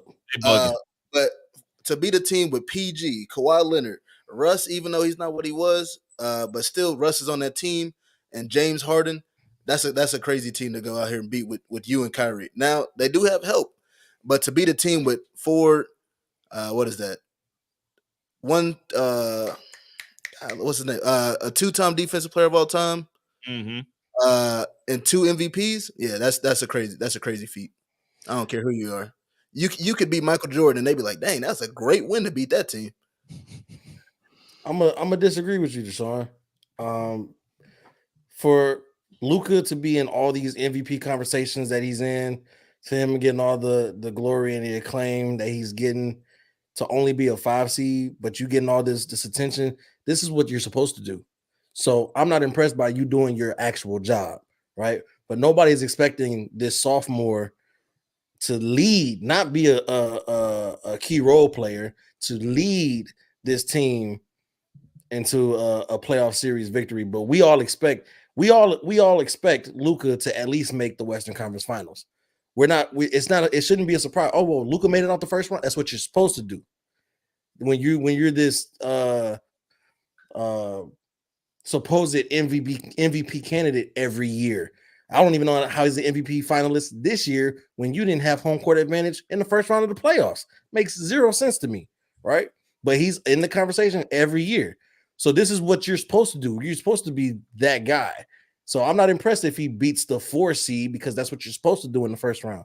But for a sophomore to come in his first playoff series and hang a team up by 31 and actually have a chance, that's way more impressive than Luka doing his job. Well, Chris is right, but he's not really right. What it boils down to is you're never gonna impress me by beating the Clippers as long as they're the Clippers. Period. Until they show me something different. They have a history. Maybe when they get their own building next year, they have a history of not going far in the playoffs. They have a history of doing it. Still the Clippers. It's an organizational fallacy. What if they change their name when they move? Shout out to my cousin in the text message telling me that the Suns got more shooters than Morningside and Smith Holmes put together. You got to be from Greensboro to know about Morningside. I'm from Greensboro, but my people is, and I completely understand that analogy. Oh man, phone lines are open, man. Y'all can call in on this playoff topic, man. I think it'd be more impressive for Banchero, man, just because he's so young and he don't have a guy like Kyrie beside him helping him do it. But I do think the Clippers is a better team than the Cavs. So the team that he's beaten, if Luka beat the Cavs, that team, like Deshaun said, I think is a big accomplishment to take that team down. But it's not like he don't have superstar help in Kyrie Irving. Now, Banchero is not even considered a superstar, and he don't have superstar help. But he's beating a lesser team. So, I can kind of see it both ways, but I'm more impressed by the young fella if he was to do it, man. I think he should be getting the same type of praise that Ant Edwards is starting to get now. I think he's that good. And when you hear people talk about his work ethic, what he's working on, how early he's been working on it. Like it's no secret to why he's this good this early. The dude don't have no weaknesses in his game, and this dude can go. And I like him, man. So I hope he started getting a little bit more attention as far as media press and putting his games on TV, man, because he's good, man. I mean, he definitely gonna bring Magic basketball back if you can say that. Like, will they ever? They have to be here to be back, right? Right. That's what I'm saying. Will they ever? I mean, they've had good years as a franchise, but I think that they 2 years away and a really good piece away from Banchero and them putting the league on notice. I agree with that for sure. Yeah, that's fair. That's fair. All right, we're gonna move to our last topic, man. Phone lines is open if y'all got one more shot to call in on this topic, man. I think everybody really waiting for this LeBron topic, man. Hey, real quick before we slide, just real quick, I just want to ask y'all how y'all feel about they said Joel been dealing with Bell's palsy this last week. That's crazy. I seen it. I seen his eye. Yeah, How y'all feel about him dropping 50 off while dealing with that? If that is actually true. So I know a guy with Bell's palsy, and I don't think it would stop him really from playing basketball. My guy was in class one day, and he was like, let me go to medical real quick. He came right back after that. He was just fine. So Bell's palsy, cool. It's a thing. It's a serious thing. We should take it serious. But I don't think it affects him from playing basketball. So he still can be who he is. Yeah. What does it affect? Like, what is it? It affects. It's like a weakness of one side of your face's muscles. Facial muscles, yeah. Jim Ross got Bell's palsy real bad. Is that what Jim Ross got? Okay, yep. I didn't know. Who you say got it? Jim Jones. Jim Ross. Jr. Jim Ross. Oh, Jim Ross. Okay. Not Jim Jones. Not We Fly. Okay. Nah, that man. Speaking of wrestling, man, have y'all ever seen Old Dirty Bastard and Macho Man Randy Savage in the same room before? I'm starting to think that was the same guy. They definitely had the same spirit animal. I don't know.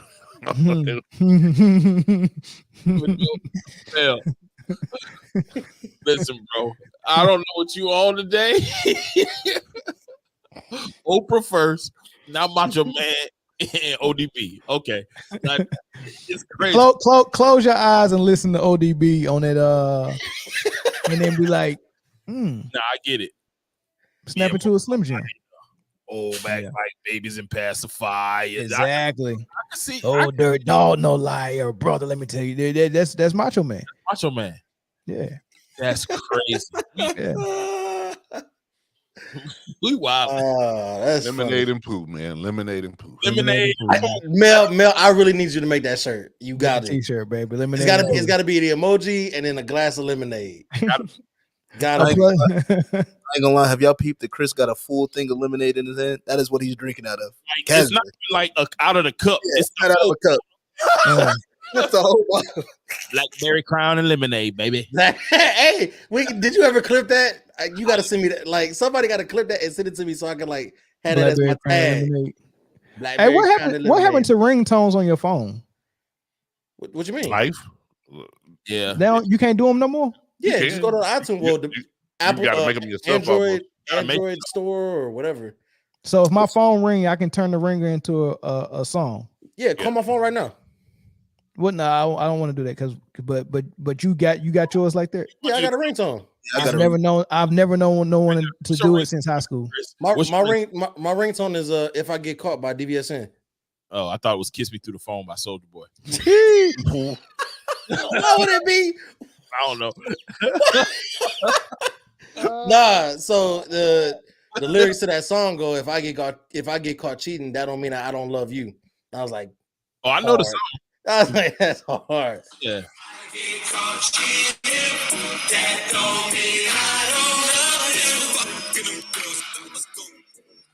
I did not know you could still do that. Appreciate you doing this for the setup. Yeah.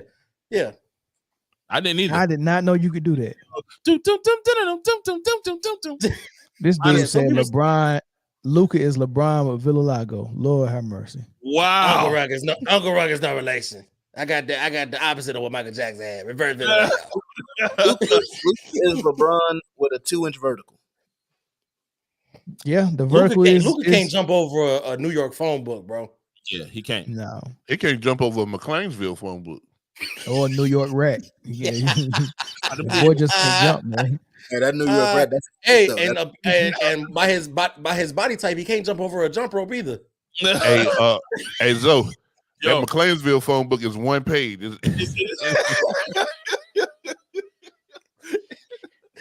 Oh, nobody live here.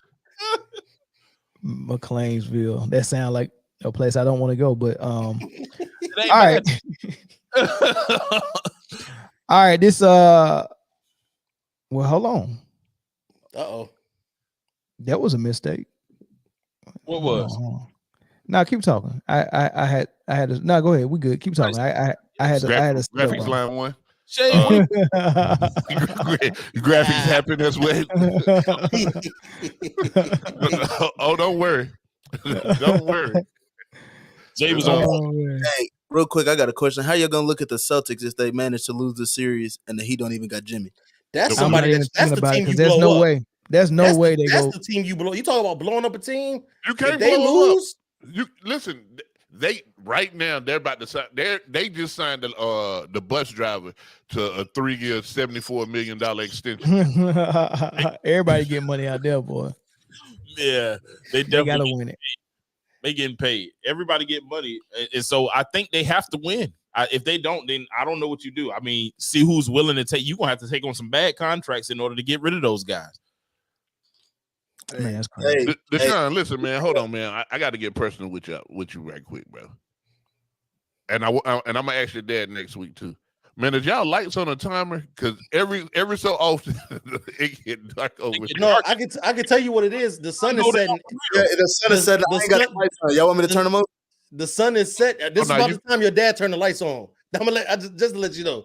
But because he in California, so the sun is starting to set. So he always used the natural light, but then he don't ever want to get up and turn the light on when the sun set. You know what? The natural light is cool because you don't even know it's natural light until the sun go down.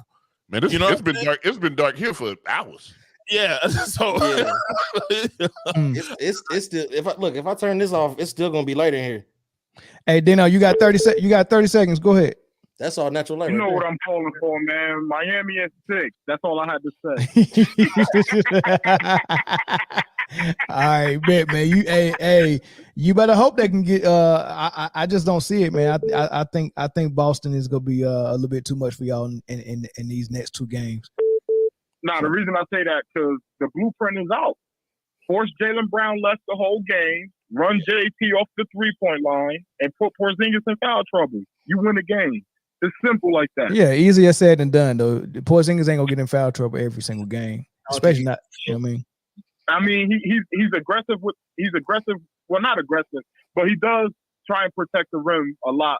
You know, so the way we shot the ball last game, I don't think that'll happen every game.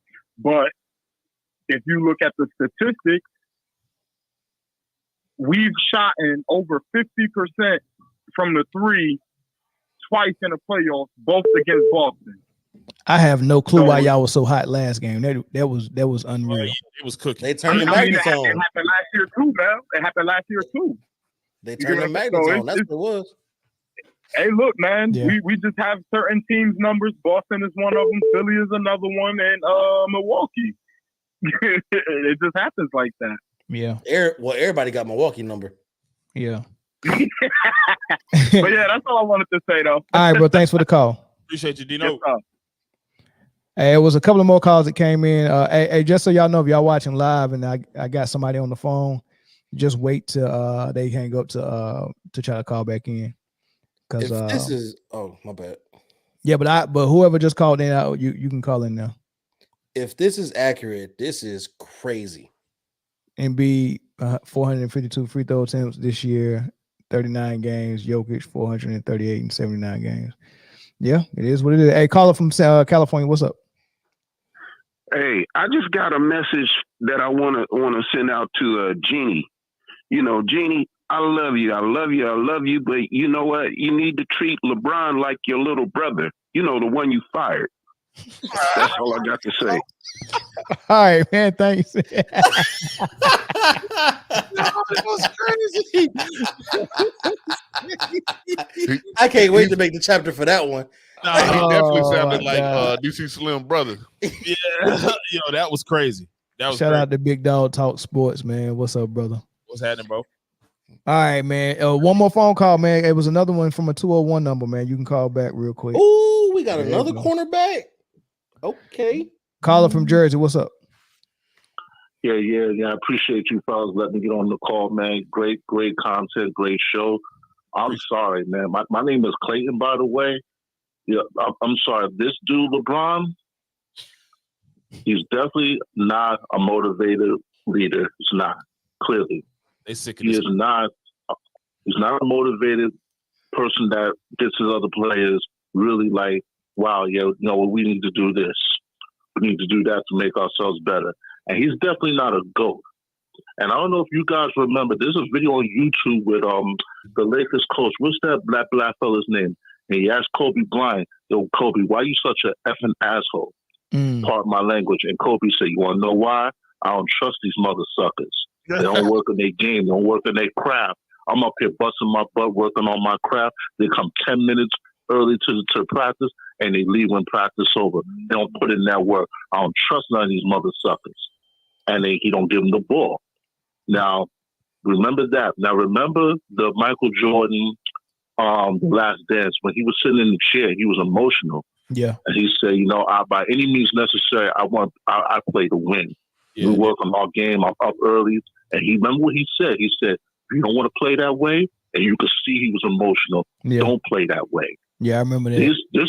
This is where these guys lack. That so-called leader, I'm sorry, bro.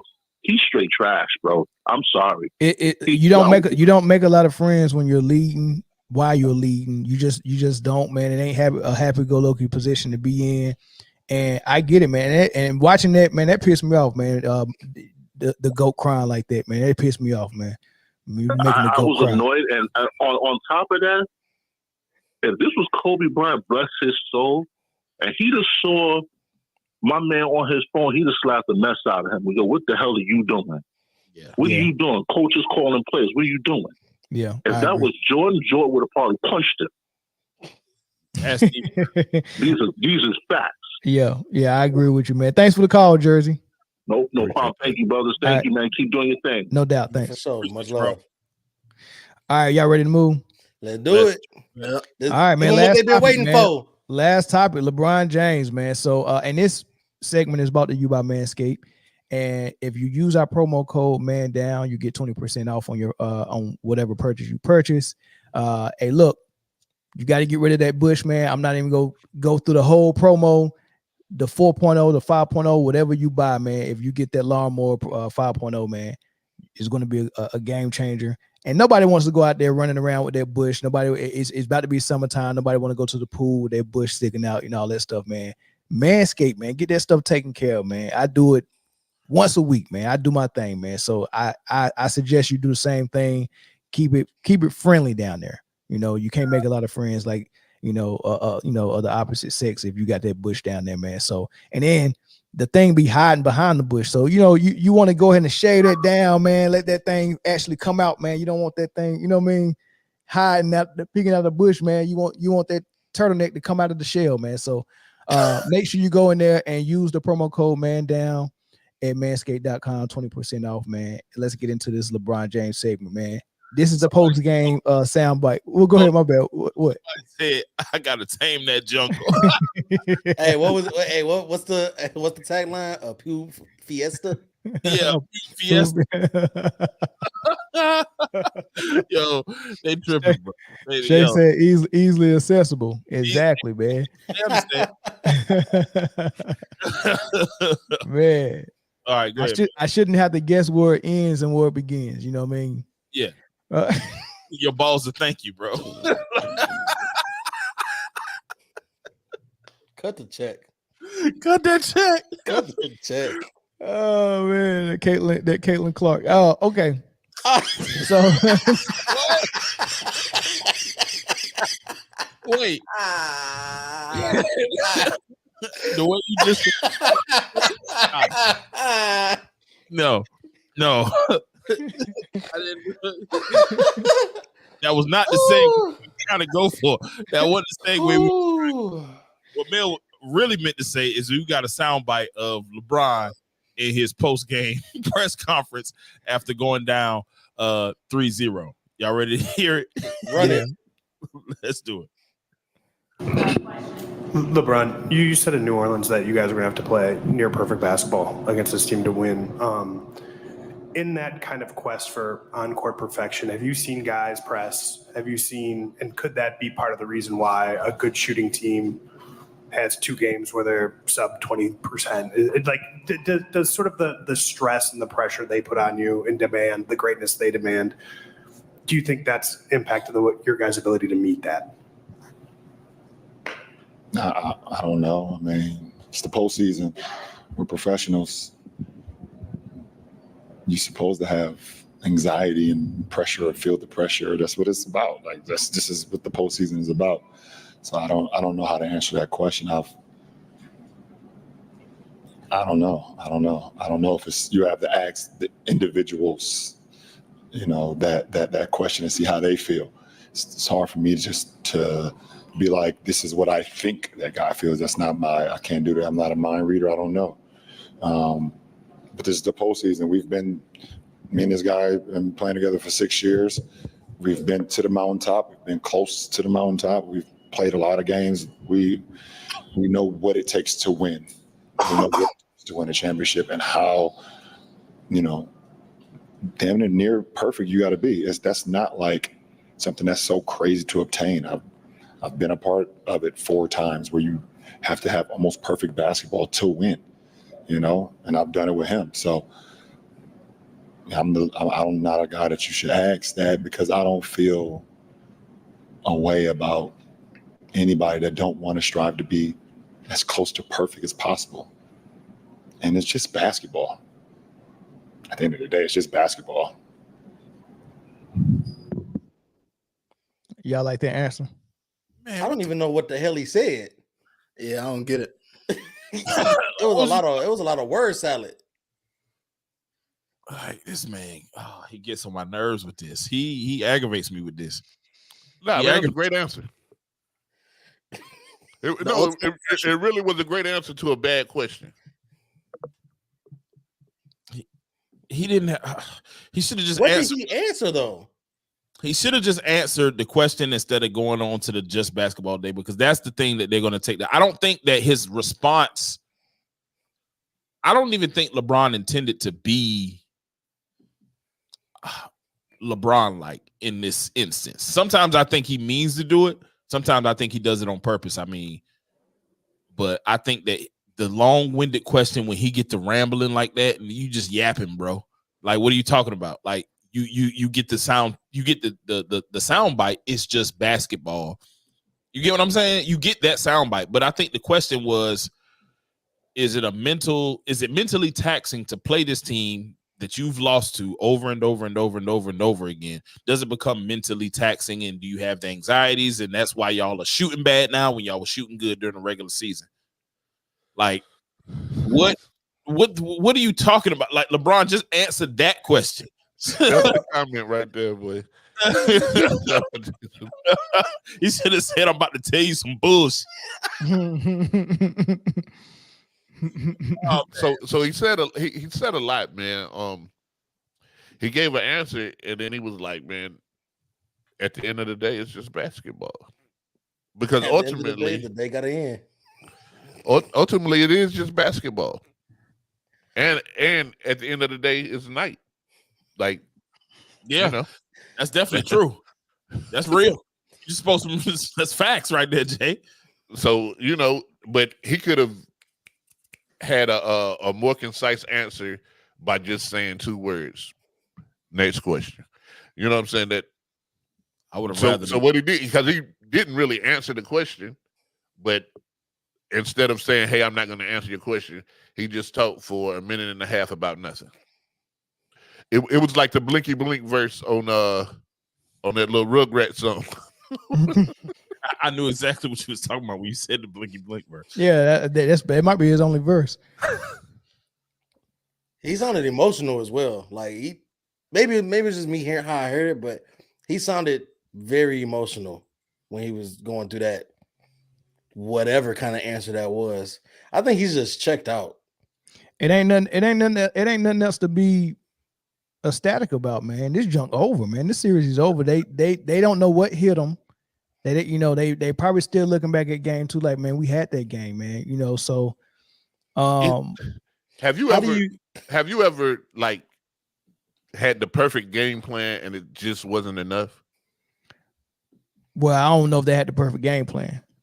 They definitely don't have a good perfect game plan. Them getting beat back door so many times. No, Diddy is crazy, bro. Don't ever say that again. Go ahead though. But they did. I seen them get beat back door 5 straight plays last night. So no Diddy. But Jay, to your point, it reminds you why he was so frustrated in that game 1 against Golden State when J.R. Smith got the rebound from the free throw and he didn't take the shot. So in his mind, he, when I hear someone say we got to play perfect basketball to beat this team, it's impossible to play perfect basketball. No, there's no such thing as perfect basketball. Exactly. So what you're admitting is that you don't think you can beat this team, right? So when you don't think you can beat a team and then you play the best version of basketball you can play as a team, and then you make a mistake late that costs you the game, you can see all the air leave out of his body. And it happened in Golden State when J.R. Smith, they go into overtime. LeBron was done because he knew that was my only opportunity to get a game. And if we would have got that game, maybe Golden State would have started pressing in their mind and maybe my team would have believed. But that was our only opportunity to get us to believe and to get them to doubt. And that's what game 2 was in this series. Right. Mm-hmm. Exactly. This is my opportunity to get us to believe and get them to doubt. And once they went down, it was like it was over. All the air left out their body. Yeah, that three, 99, you made the guy fall or the guy fail, whether you made him do it or not, that's, up for debate. But you had a clear path to the basket. Go there instead of trying to have, like, I think he mindful of hero ball, man. It's hero ball. He mindful of moments too much. I get the 3 though. I do get it, and it wide open. I mean, just before a couple plays before that, he hit some bullshit. So I get it. Wide open. Why not? Because now the pressure is they need a 3 to tie, right? They don't need a 3 to win. They need a 3 to tie. That's a lot more difficult. No matter how many great 3-point shooters you got, it's still more difficult to get a wide open 3 than to get a 2 to tie or win the game, right? So I get it. Especially do fail, nobody within 10 feet of you, and you just hit 2 bullshit 3s. Pull it, sure. Nah, man. But the lack of get fouled. That's what you built your GOAT career off of, is getting to the basket and getting fouled. Yeah, I agree. Like, He didn't do the super telegraph look down at the ball. Oh, he didn't. What they call it? They call it the fuck you. He looked for real. Yeah. Hey, Sienna, you should have been here when we had our Taylor Swift, Caitlin Clark debate. That would have been good to get your thoughts on First of all, it wasn't a debate. It was really one-sided. It really was. You're right. It wasn't a debate. It shouldn't be a debate. Oh my God. I agree. You don't know 100%. Really. Yeah. I agree 100%. Hey man, but just to sum it up, man. Here we go. I didn't like the answer. Zoe got disconnected, but I didn't like the answer by LeBron. But at the same time, the question was trash too. Yeah. What do you mean? Is the pressure getting to you? I just didn't like the question. So him in real time hearing that question and trying to provide an answer, like so much stuff probably was going through his mind.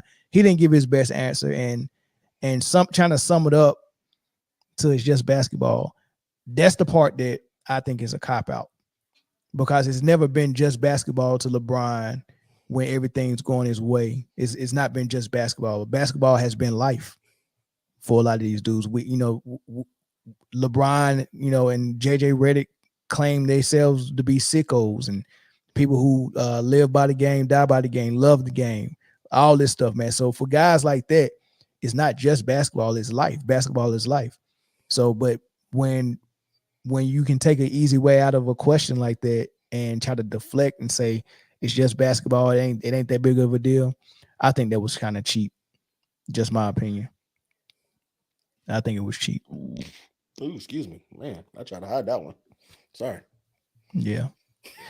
All right, but no phone calls on this one, man. I appreciate y'all sticking with us, man. We got 350 people in here, man.